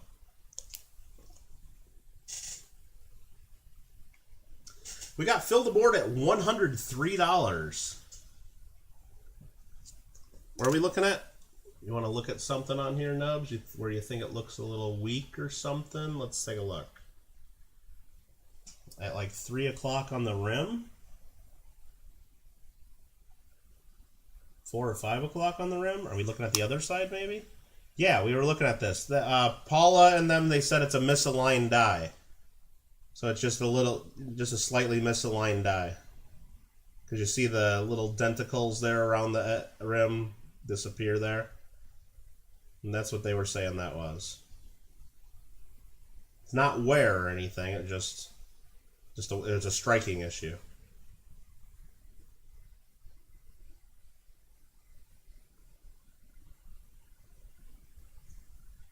Know what I mean? Well, if you didn't know what I mean, now you know what I mean. All right, we're at 105. Mark Thomas is first at 105. Silver Shocker, you got to go 106 at least. Mark Thomas is at 105. Yeah, there is underlying luster. There is. It's just really hard to tell sometimes. Because I'm not going to... What I'm trying to say, Jeff, is I think a lot of it is strike weakness there in the shield. But am I going to guarantee there's no wear there as well? There might be a little bit of wear on the high points as well. You know, I think it's an AU coin around there. You know? I don't think it's mint state. I don't know. They're tough to grade. They're tough to grade. Shocker goes to 106. And while we're spending a little time on this, Randy's just sitting there squirming in his seat right now, wanting to look at these cracks again before it's gone forever, right?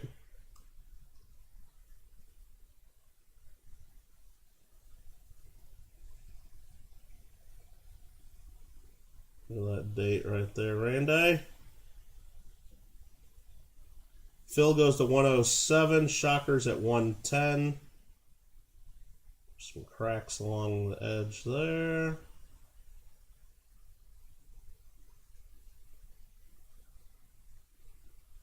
$111, Fill the Board.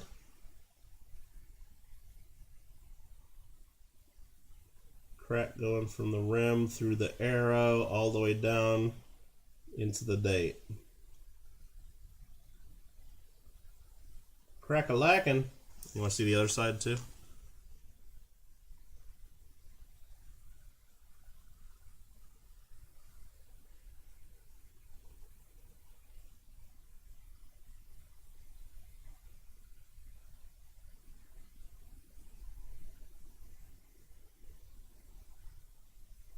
It's a nice coin. And there's that misaligned look. It's even got a little toning along the rim too. You can see it come out with these LED lights. A little bit of album toning. Ooh, look at that rainbow color. Oh my god. Oh my god, it's a rainbow toner. Well, a little tiny bit of rainbow color along the rim. And turn the light off. You don't see any of it though. We are at 118. 118. 118.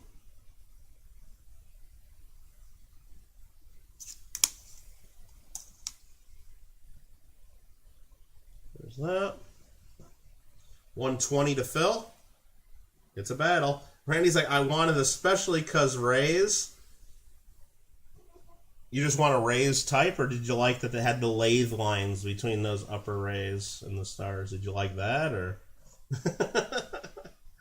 First auction here, says Jeff. It's obvious the quality of coins are spotted by the numismatists. They won't come cheap. Bravo to the auction. Well, appreciate that, Jeff. It makes me a little nervous when I do my starting prices because I want there to be action, and I don't want to start them at retail, but sometimes things slip through cheap when there's only one bidder showing up. So, because I don't get like some of the, Jeff, I know you watch some of the bigger channels here on YouTube that do auctions every week. If I did an auction every week, I'd have twice as many people in here at least, but I don't do auctions every week, so I don't get the crowd that some of the other guys get. But no, if I had 100, 150 people in here, I wouldn't worry about it too much. But sometimes when I only get like 25, 30 people watching, I'm like, oh my gosh, I hope like at least 2 bidders show up. Hey NCF, how you doing? Good to see you. Kind of looks like a double die. There is some strike doubling for sure on the date. They call it long acre doubling on these years too, on these coins, but I don't think it's a double die. On these, just to be clear, if you're looking for double dies on the shield nickels, you really want to look at the lines in the shield, because you'll see either one's twisted to the side at angles, or you'll see doubling there, especially where, or you'll see some of the vertical lines go into the horizontal lines. You'll see that clearly. But the date itself, I don't think it's repunch date, or it's or I don't think it's repunch date or double die. I think it's just some strike doubling. Don't need to change anything in the core here. This is what they're doing. Thanks, Jeff. Appreciate the support. I got you to play some Pokemon Park. Phil goes to 135. 135.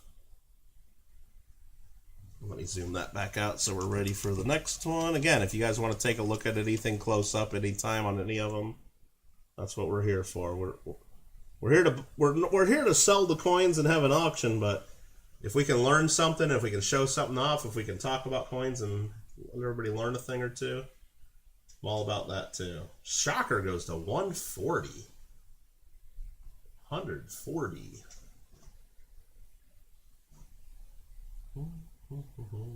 Now, if we can only get Archaeology Mikey 007 to play Pokemon with us on the Discord. Silver Shocker at 140, and Phil says he's out. Everybody take a deep breath. Let's see. Let's see. There's still one shield nickel left, Roseanne, coming up next, the 1870. Shocker at 140.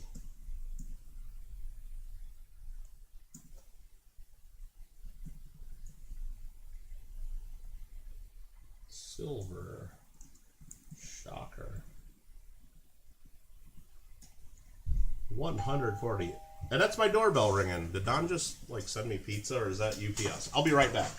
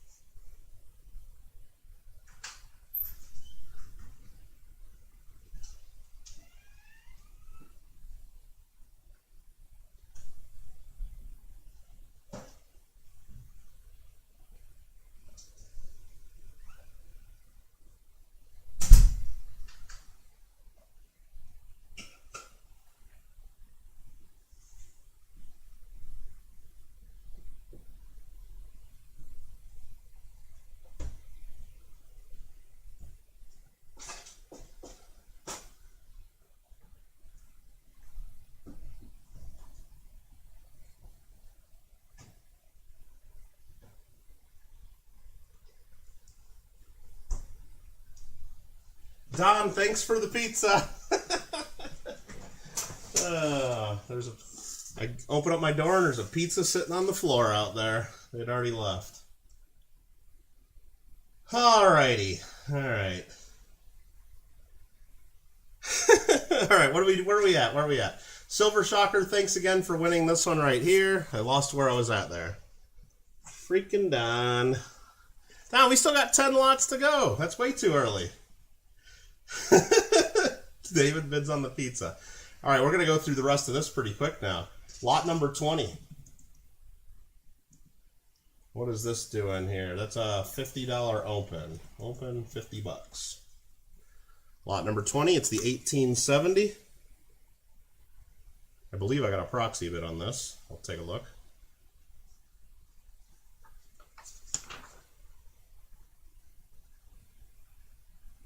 You're waiting for Marco's pizza. I just got Michael's pizza. I do got a proxy on this. I'm going to open it at 50. I can't even type right now. Proxy 50. 1870.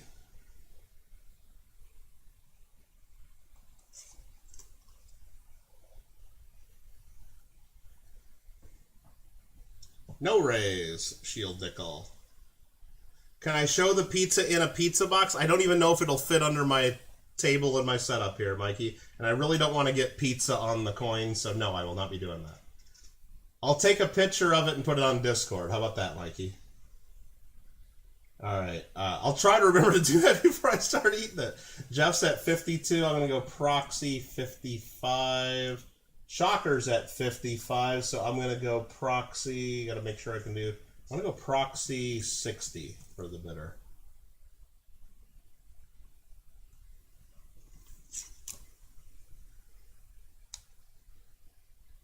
So there's an eyelash or something on the coin on the flip. Let's try to. Not anymore. There's that. Flip it over. See, there's like a streakiness on the coin. A couple little spots, some nicks and marks. It's circulated, but still a pretty wholesome 1870 Shield nickel. We got our proxy bidders at $60.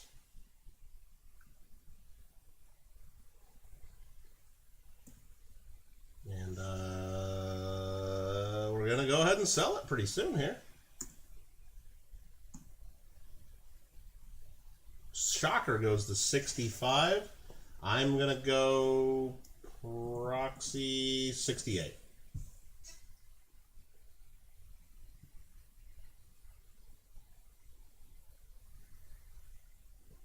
Please eat it and chew very loud and obnoxiously.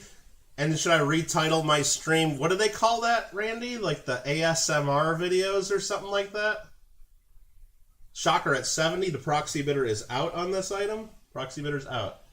Should I retitle it instead of auction? Just do pizza and coin ASMR, and I'll just be eating pizza real close to the microphone, and then like jingling some coins or something as well. And I'd probably get like 100,000 views, and I'd have so many new subscribers. Yeah. No, I'm not gonna do that though. Shocker's at $70.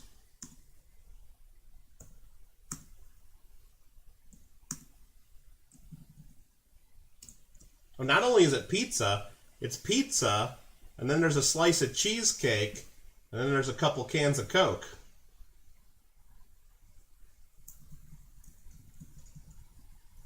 Silver Shocker wins that one for 70. This is a beaut right here. Lot number 21. Open mukbang. Yeah, I've heard them call that too. I thought that was like mostly when it's like like small, like isn't it like small like Korean or Japanese girls that just eat tons and tons of noodles and food and stuff and just stuff themselves? Or can anybody do those? I don't know. I don't watch that. I think it's disgusting. It makes me sick watching that. I don't know. But I've seen it because it was all over YouTube for a while there. 1883 No Sense Liberty Nickel, and this one is beautiful. We're going to open this one up at 75. It is uncirculated. It does have some dye polish lines on the upper obverse. That is not cleaning. Those go underneath the design and through the stars. That's just dye polish. It's slightly proof-like. It's got a little bit of haze on the surface from being in an album for dozens of years. Yeah, Don hooks us up with all the Fiexins. All the Fiexins. Look at that. You can see every kernel of corn in that ear of corn at the bottom of the wreath. Shocker goes 75. Mikey likes this one. There's that right there. Have you guys entered our monthly free coin giveaway? If not, you should. Don't cost nothing. And you can win a coin. Somebody's going to win it. Nubs goes to 77. I'm trying to grab the flip here. You see there, I can shine it in the light. You can see it's got a little bit of proof-like to it. It's almost got a little bit of cameo frost if you get it at certain angles, like the... If you can get it at other angles, you can see it's a little hazy on the surface. Could that be conserved? Probably. But am I going to do it? No. Full star detail, very well struck, tons of hair detail. Shocker's at $80.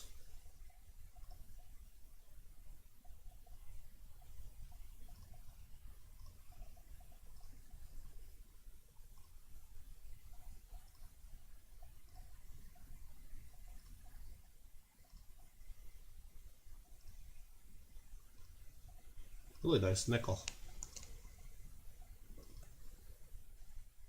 Very nice. Shocker goes to 83.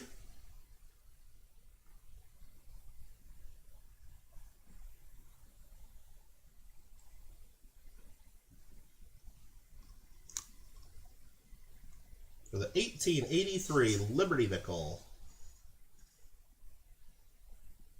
The No Sense variety. Nubs is at 84.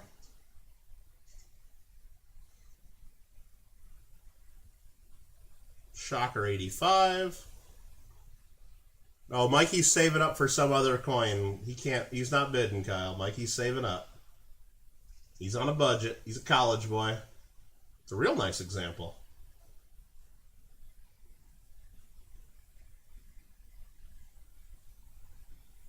Look at that thing right there. Take a closer look if you guys are still bidding. Look at that. And again, those are die polish and the upper, going all the way through the upper half of the coin.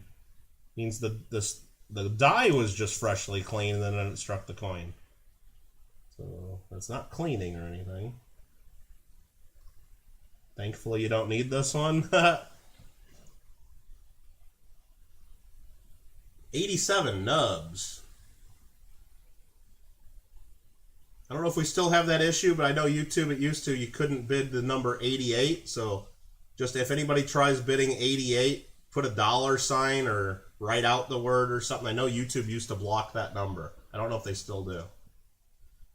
Or just bid 89 bucks. So I see Nubs at 87.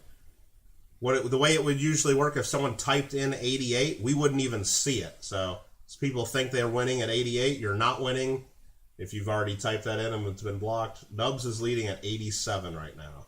Nubs is leading at 87. That's all we can see. Mikey, I'm pretty sure they don't. I've seen it go through too, Philip, but I don't know. I just want to make sure. Mikey could have a lot of coins if he made burgers, pizza, and chicken tenders at home. Yeah, you know what? That's true. If he learned how to cook for himself. Shocker's out. Nubs is at 87. Mikey's got 2 A's, 2 B's, and a C, huh? Why don't you have 5 A's, Mikey? Spending too much time on YouTube? Nah, that's not bad, Mikey. Mikey, but what we got to know, though, do you think you did your best? Are you happy with your grades, or do you know you could have done better? That's the thing. Do you think you could have done better? If you think you could have done better, then maybe, maybe we won't be so happy with those grades. But if you know you did your best and you're happy with it, then we'll take your word for it. And Beth, how you doing? Next up's lot 22, and we're going to open it at $1.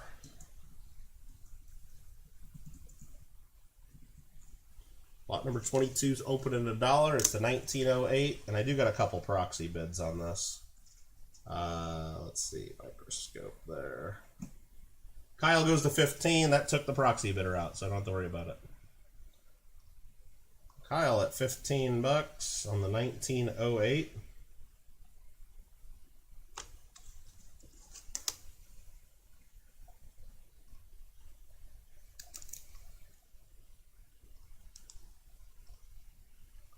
Kyle at 15 bucks. Mikey says, yes, I'm happy. Only 3 weeks left. Well, keep the grades up, Mikey. Keep the grades up. Paul says they still have trouble with that number sometimes. Yeah, that's why we just like to mention it to people. Phil goes to 20 bucks. PTB at 20. Gringo is sitting and free now. Culver's was good. You had Culver's? Oh, my gosh. Nice old butter burger from Culver's and some frozen custard, maybe some fresh root beer, homemade root beer. Home brew, at least. 1908. We got a bid of $20 from Fill Up the Board. No, what's making me hungry is smelling that pizza in the kitchen. I can smell it from the kitchen right now. That's what's making me hungry, so we're going to be going through these a little faster. Double sourdough, huh? What was the flavor of the day for the custard? Kyle goes to 21. We don't have Culver's anywhere in the whole state of California. And believe me, I look at the website at least once a year to see if they're putting any new ones in California anywhere, and they haven't. There's one in Arizona, and I think there's one in Nevada. I don't even think they have them in Nevada yet. I think they got them in southern Utah. They're getting closer every year. Someday they'll have a Culver's in California. All right, Kyle's at 23. Kyle's got pizza in the toaster oven now. NCF's going to have some Godfather's pizza. I've never had Godfather's pizza. Fill the Board goes to 25. Troy says the Culver's are all around Utah now. Nice. They're getting closer to the West Coast. Closer and closer. Kyle says out. Fill the Board at 25.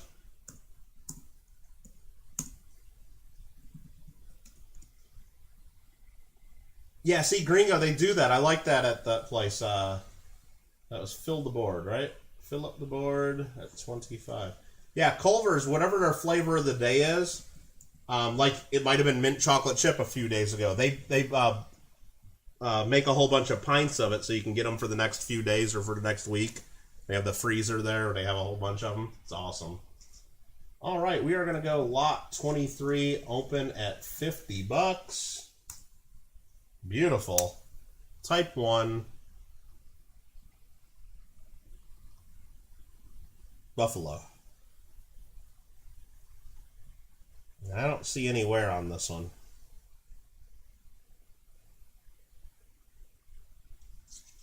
Ringo at 50. Kyle 66.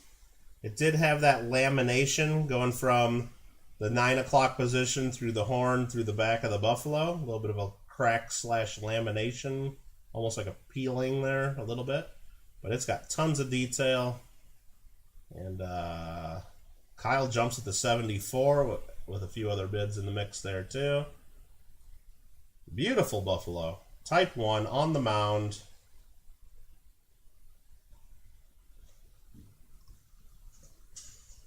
Definitely good to see you, NCF. Jeff's having homemade chicken noodle soup, a bowl as big as my head. Oh my God. You got Culver's and South. See, I grew up in the Midwest, Jeff, and then we'd go on vacation in Missouri a lot, and me and my sister we just liked Culver's because they got the frozen custard, they got the fried cheese curds, and they just got good. Everything I've ever had there, it's just, like, for a fast food place, it just tastes so much fresher and better than, like, the crappy fast food places. And she doesn't have them in Hawaii, and I don't have them in California, so every time we'd go back to the Midwest, that was definitely one of our stops. Type 1, 1913. Kyle in the lead at $74. Yeah, nickels do tone, especially get album toning, for sure. This one just isn't, though. Now, Phil, what you see is if you had someone with an album of buffalo nickels, the way it works is the ones near the edge of the pages tone more quickly than the ones in the middle of the pages, because the edge of the page is exposed to more air. The center of the page isn't. So any album, a Dansko album in particular that you see, the ones near the edges will tone more than the ones in the center. So in a Buffalo Nickel album, the 1913s are right in the top row against the edge of the album. Those tone. And the Typeset album, it's kind of in the middle of the page, not as much. Not as much. T-Tone coming in at $75. This is a nickel he's not going to trip on. Thomas tripped on a nickel. All right. Kyle says, out. Leanna's making chicken noodle soup and pot pies. Oh, you know what? I don't know if I'm going to make it now, but I was planning on making a bottom round roast. I've never made it this way. Me and my sister, we saw a recipe where You take the bottom round roast, just like a little 2.5 pound, little cheap roast. And they were actually on sale at my grocery for $3.99 a pound. Can you believe beef at $3.99 a pound in this day and age? Holy crap. So I bought that. And what you do is you leave it out for like an hour or two to bring it up to close to room temperature. You set your oven at 500 degrees, and you cook it for 5 minutes for every pound. So mine's at 2.5 pounds, so you cook it for 12.5 minutes at 500 degrees. You bring it up to, you put your spices all over it, right? And then you cook it for 12.5 minutes at 500 degrees, and then you shut the oven off. But you don't open the door. You leave it in there for an hour and a half. That's what they say to do. So I'm going to try it. I've never made it that way.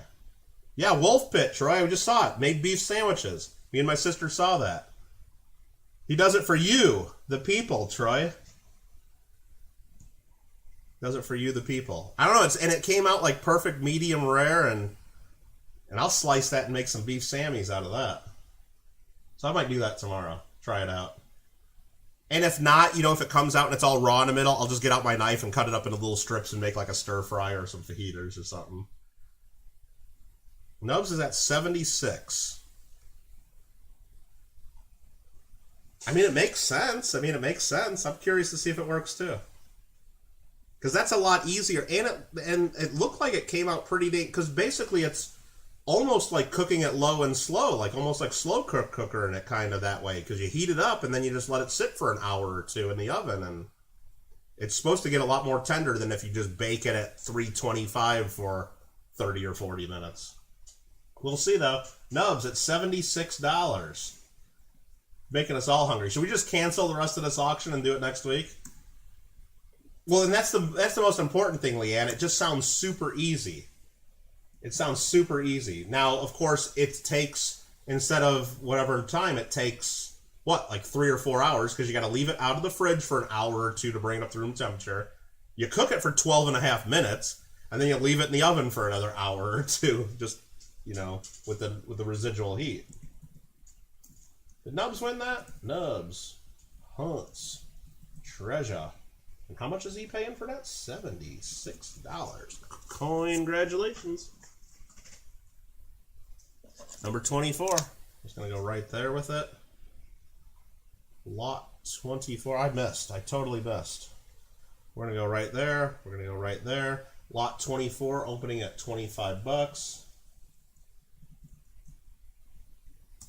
It's a 1936S with some toning on it. Some light scratches in the head. Nothing too offensive.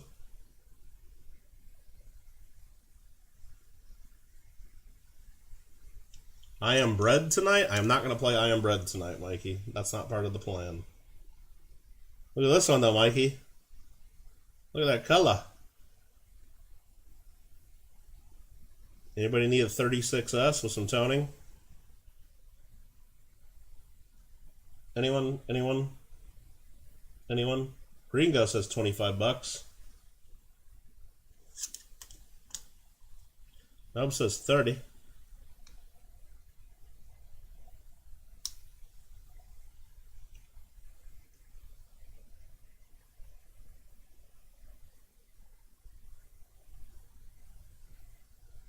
Gringo says 32.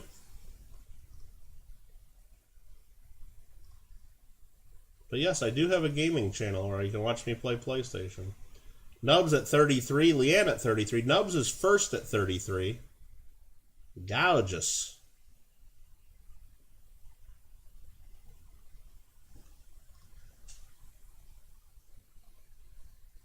Ringo goes to 40. Ringo not messing around. It says out to Gringo. Gringo at $40.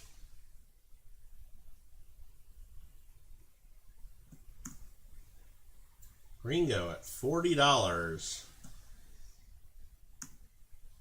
Mikey likes toning.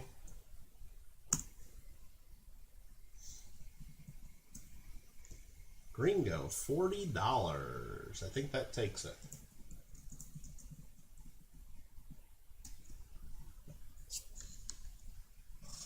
Green, go. put a toned war nickel next. Lot 25. Open at 25.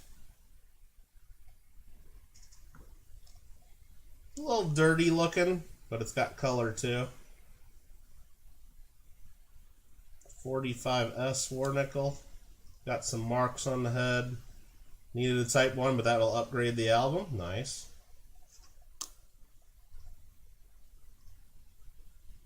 Silver war nickel.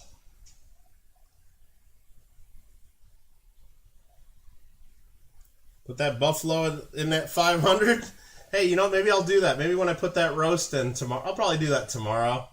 And when I put that roast in, maybe I'll put a couple pieces of silver on the tray with it too. Nice. Okay, let's do this. We gotta show what the color looks like on this one. Nobody wants to bid 25. How about let's just start it at $1? Start it at $1. Anybody want it for at least $1? Let's just go. I'm not having anything go unsold here, guys. Think I'm gonna keep this? No. Nub says $3. Nubs is leading at $3 for an Unk war nickel. The microscope exaggerates the spottiness and the dirtiness, but it's very attractive. Ringo goes to 10.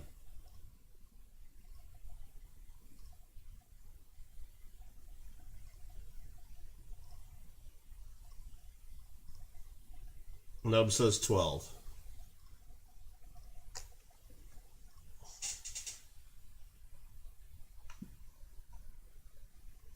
Got a $12 bid now. The blue is pretty. Silver Shocker goes to 15. Mikey's drooling all over himself here. Mikey's got himself a little toner boner going on here, doesn't he? Oh, wait, family friendly. I forgot. I'm sorry. Mikey, settle down. Silver Shocker at $15. Silver Shocker, $15. Nubs goes to 16. Are you guys going to bid it up to 25 bucks anyway, where we were trying to open it? That's okay if you do. Nubs at $16.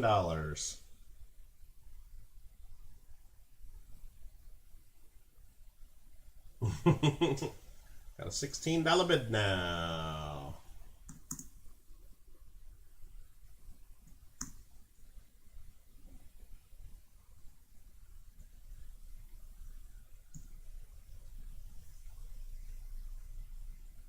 Is that the way that works, NCF?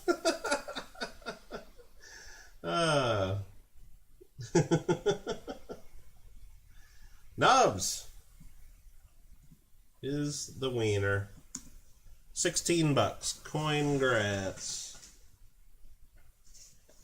Next up, lot number 26. We got an 1858 dime. Lot 26, and we're gonna open, I think, at 25 bucks, right? Yeah, that's probably right. Gotta double check my list of proxy bidders, because I know there's some other coming up here. There we go. Microscope it. Put that there. 1858. Kyle goes to $35. Got a $35 bid down. $35 bid. When you got 36, anybody with a $36 bid down? Need a $36 bid down to go on. $35 bid. Got a $35 bid now. All right. There we go. Nice, beautiful. 1858. United States of America. Nubs goes to $40.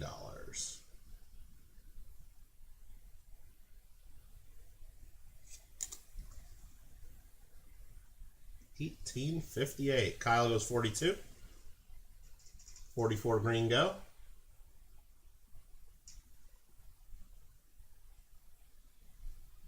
Thanks again for everybody for being here at the auction. Hope you've been enjoying the fun and getting to see a bunch of type coins. We're going to do it again next Saturday as we go through the Roosevelt dime all the way through the gold. And we're going to sell the album itself as well, the empty album. So Make sure you're here Saturday as well. If you're not going to be here Saturday, I will still accept proxy bids on lots 31 through 60 up until 11 a.m. Saturday, November 5th. Kyle's leading at $45 here on lot number 26. Phil goes to 47 bucks. Oh yeah, next week too. Now remember, if you've won stuff in the auction today and you want it, you want to pay for it now, and or if you want me to ship it to you this week, that's fine. Let me know. Otherwise, I'm just going to wait and do all the invoices and all the shipping after next Saturday's auction. Because, you know, you might buy something next Saturday too. I don't know. But if you know you're not buying anything next Saturday, or you know you want one of your coins right away, let me know. We'll make it happen. Fill the board at 47. Fill the board at $47. Gringo goes to 50.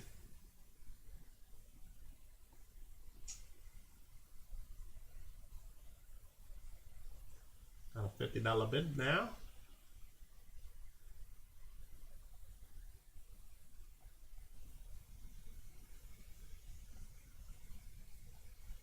Gringo OG 22. Phil goes to 52 right when I tried to start counting it down. Phil at 52.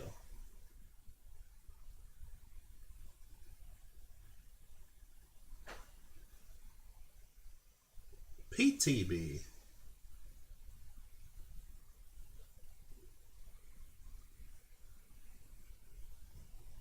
Phil at $52.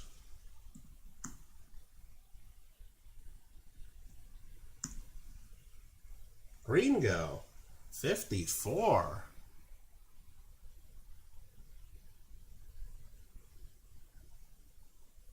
Green Goo OG 22, $54. You're as refreshed as your phone gets. That's okay, Phil. If I'm not trying to go too fast to like make you guys lose or anything. No, I'm trying to give you guys enough time. Phil at 55.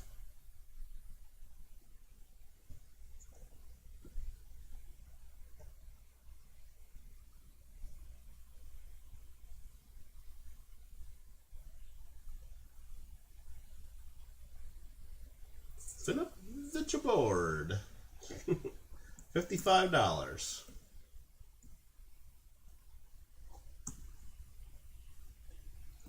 Gringo jumping it to 57. Getting in just in time. You got one from Mill Stacks, huh? Is there going to be a nap before KGG? Probably not, Kyle. Probably not. Unless I go into a post-pizza coma or something, Kyle. I guess there's always a possibility. But Phil goes to 60. Phil goes to 60.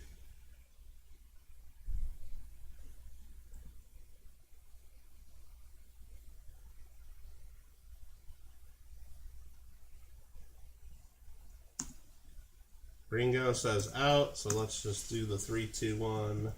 Sold. Award it to fill up the board for $60. Congratulations to you. Next up, lot number 27. The 1854 with arrows. Open at 25.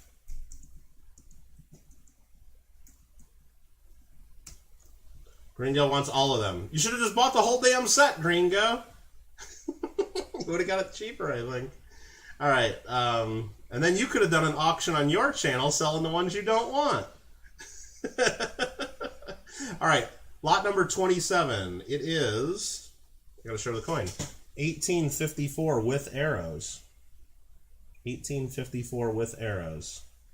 Opening at 25.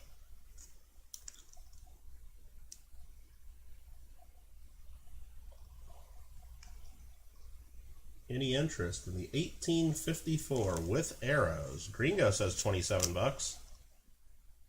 He says, I need that spot filled. Jeff Arbogast says $30.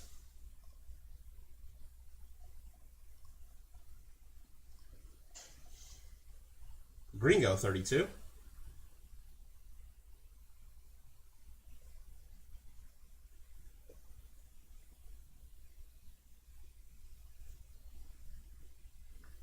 Shocker coming in at 35.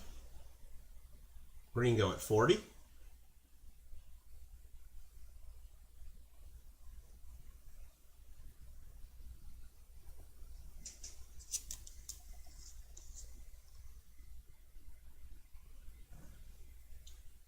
Should just add the Roosevelt in on today's and get all the dimes done? Nah, I didn't do it that way. I should have done that, but I just did it half the lots today, half next week. So it would have bothered me if we did 31 today and then 29 next week. So if you really want that Roosevelt dime, you got to wait until, and now especially since I've already like took proxies from people and I don't want somebody thinking they had extra time to bid on it, and then yeah, I'm not going to sell today. Gringo at 40 bucks. Gringo OG 22. Thanks everybody for all your bids.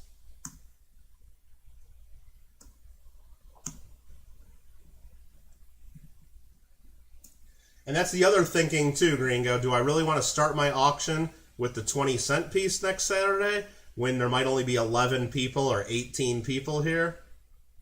No, I'd rather start with a dime that I don't care about as much.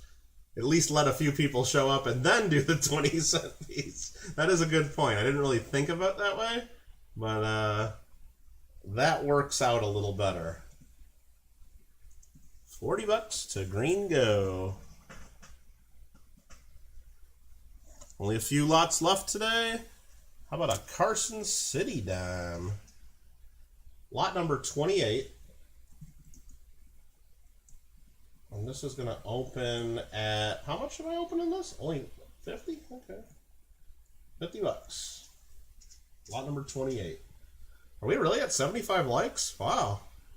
Good thing I'm not Big Mill's channel because he does giveaways at 70 and 130. Nice 1876. There's a little bit of a ding on the rim and scratch going into the corner of the rock there in the lower left-hand side, but other than that, this thing's got a lot of detail. And that special CC mint mark. Lots of corn. You guys, look at this. See all the kernels of corn there? Lots of detail. Got $50 bid, 53, 55 Gringo for the Carson City. Speaking of Mill, good thing Big Mill's not watching right now. He buys everything Carson City, doesn't he? I don't know if he buys dimes. I know he likes the Morgans. Careful, Kyle. He might time you out so you can't bid. He's a moderator. Careful. Please don't. Okay. Been a nice education on low denomination U.S. coins. Well, thanks, Troy. We're trying to go through and have fun with it. And come visit us next week, and we'll go into the higher denomination. Pretty much the quarters through dollars and even a few gold coins. Gringo can't stop. 1876, Carson City, bid of 55 is in the lead. CC. Shocker goes to 60 bucks.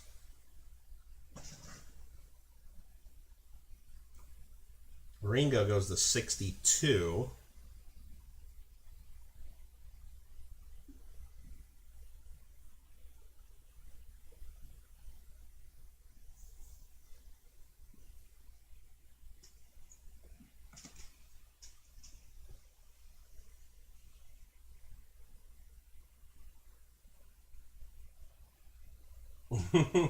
Gringo would rather have a Carson City in his album.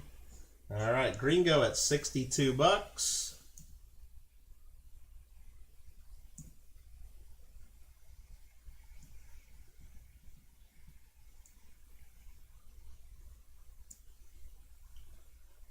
And it looks like sold if that holds. And it sold. And it holds. What do we got coming up next? What is this, a Barber dime? Just this little guy? That's a really nice one, though, too. Lot number 29. Opening this at only 25 bucks. Opening this at 20 bucks, or 25 bucks, wow. This one's got tons of detail. Look at this thing. Look at the color, too. Got some light scratches on the across Liberty's face, of course, but lots of detail. Right there, that's about as worst as I can make the scratch look. Just want to make sure you know what you're getting. Jeff goes to 30. But it's a nice little toned Barber dime. Probably AU details. Leanne goes to 35.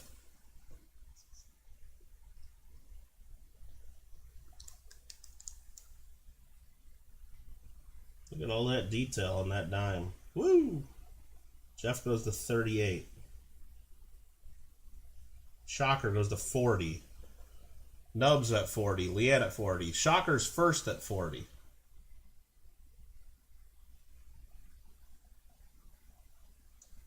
Leanne goes to 42.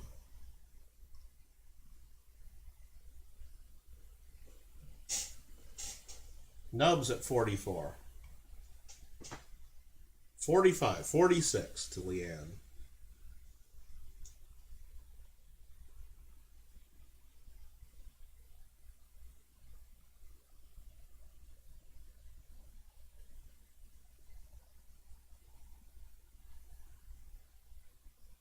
Jeff goes to 48. Shocker goes to 50. Multiple bidders still in the hunt. Beautiful Barber dime.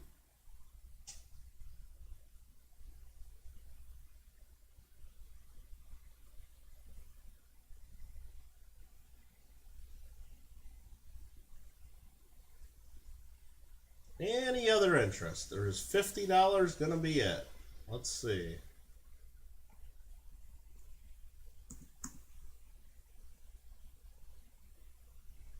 Leanne comes in at 52.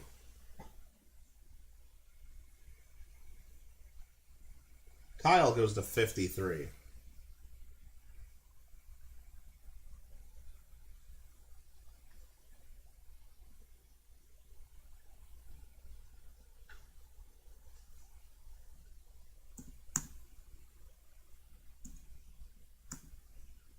Shocker goes to 55 as I tried to count it down again.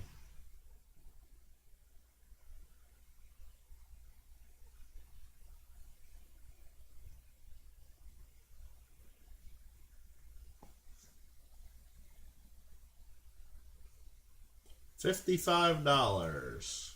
Silver Shocker.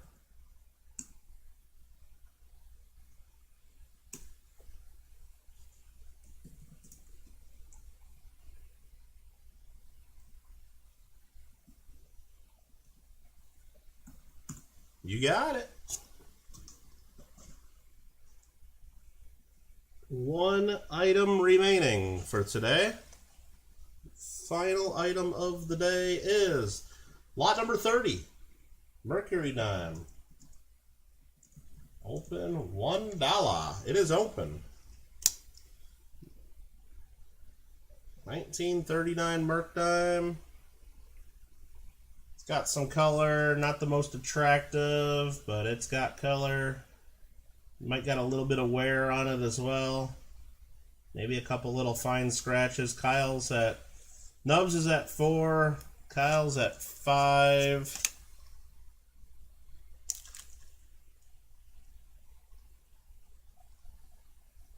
I actually have a prior proxy at 5. But Leanne goes to 10. Leanne goes to 10, so I don't need to even type that in now.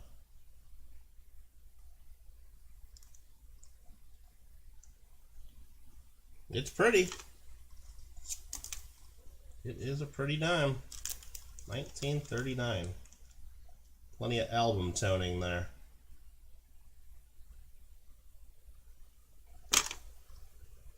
There we go. 11. He likes the color. Nubs likes it. He saw some pink in there that he liked, I think. Leanne at 15. Gail's like, most of your proxies got beat by a buck or two. Yeah, some of them did. Some of them did. I think you got one, though, Galen. I don't think it was a total bust. Leanne at 15. Yeah, you did win lot number 5. You got lot number 5. so far. Leanne at $15. And thanks again for sending in some bids, Gail. And thanks to all the proxy bidders who sent in bids. Do appreciate that. Makes me feel a little better going into the day of the auction, knowing at least somebody's interested in the coins.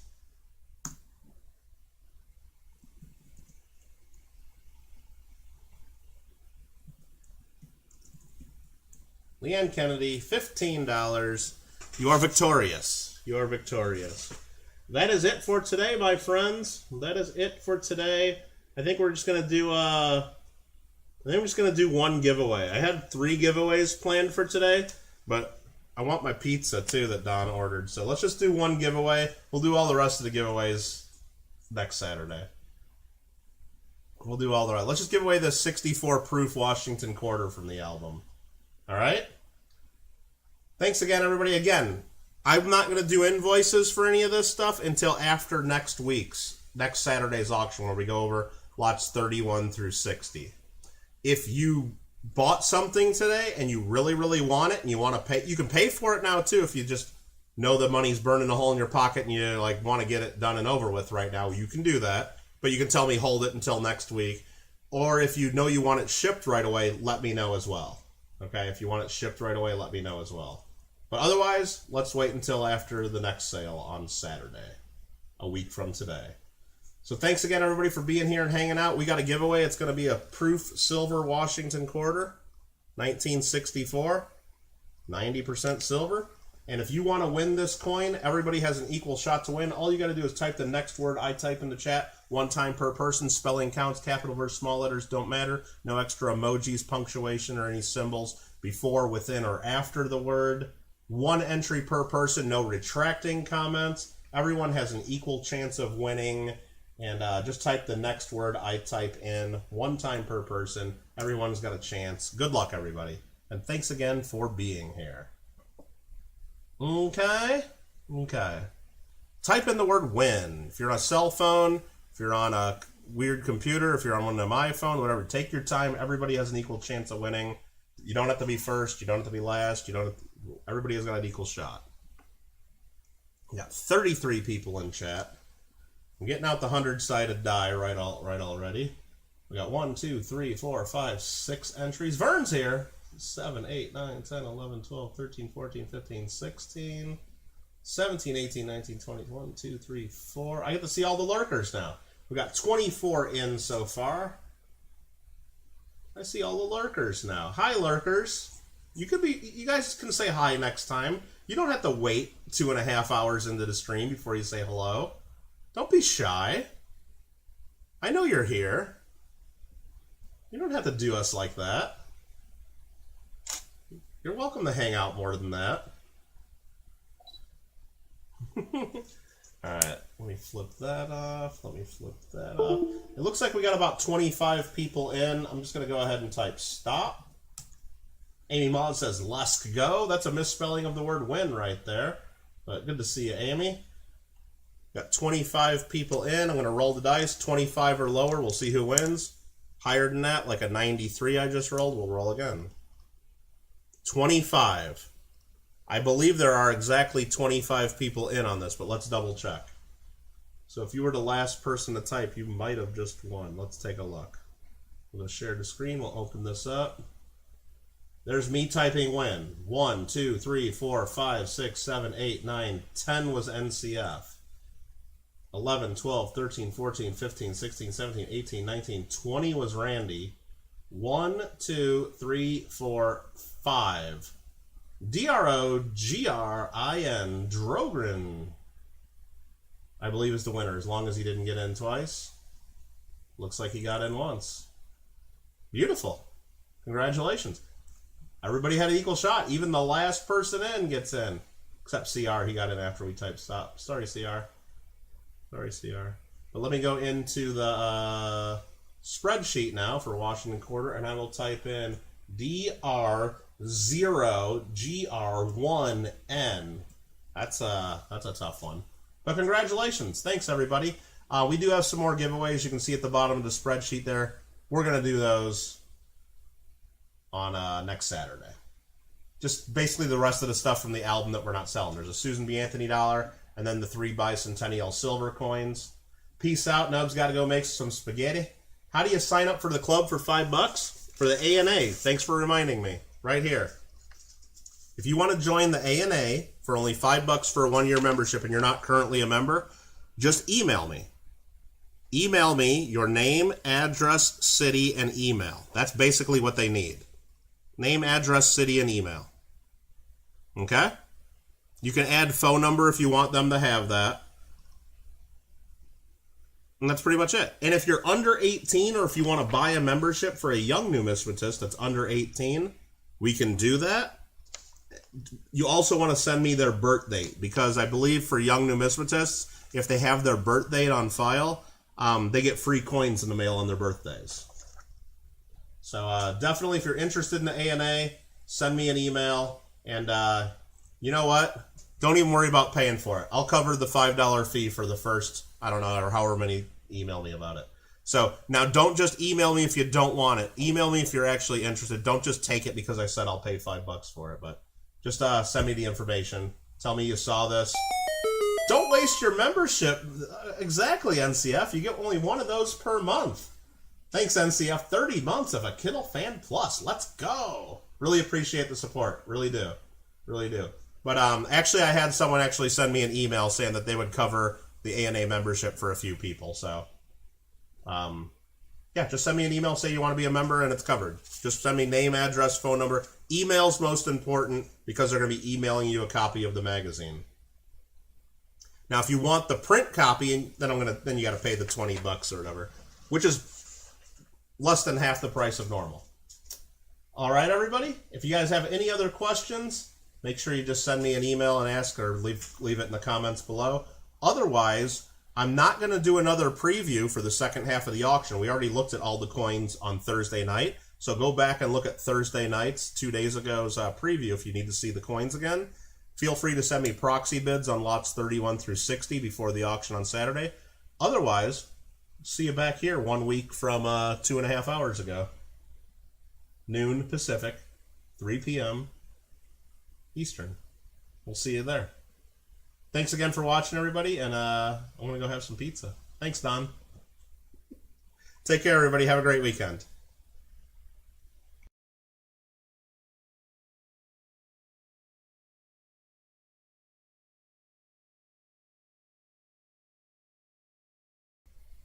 Woo, look at Gringo gifting some channel memberships. Have to come back to say that.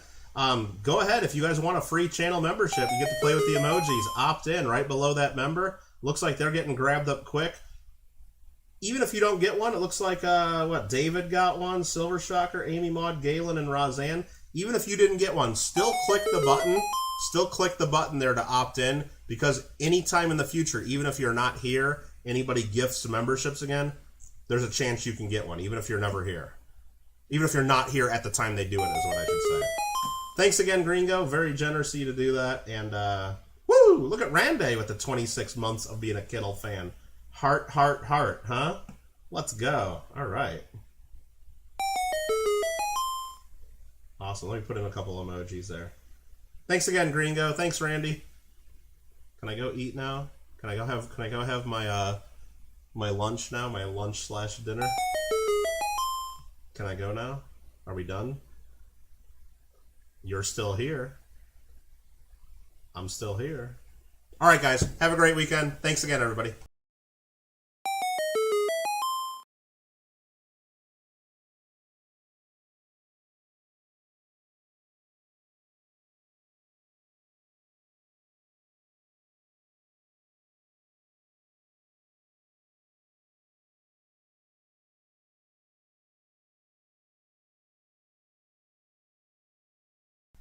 Hey, and don't forget, get in that darn monthly free coin giveaway. Look at what we're giving away. Look at what we're giving away. I know not every single one. There's still 32 people hanging out here, even though I ended the show twice. I know not all 32 of you have gotten in and left a comment for a chance to win this beautiful silver American Liberty high relief medal. Why? It don't cost nothing. What do I got to do? Do I got to pay you guys to leave comments? What?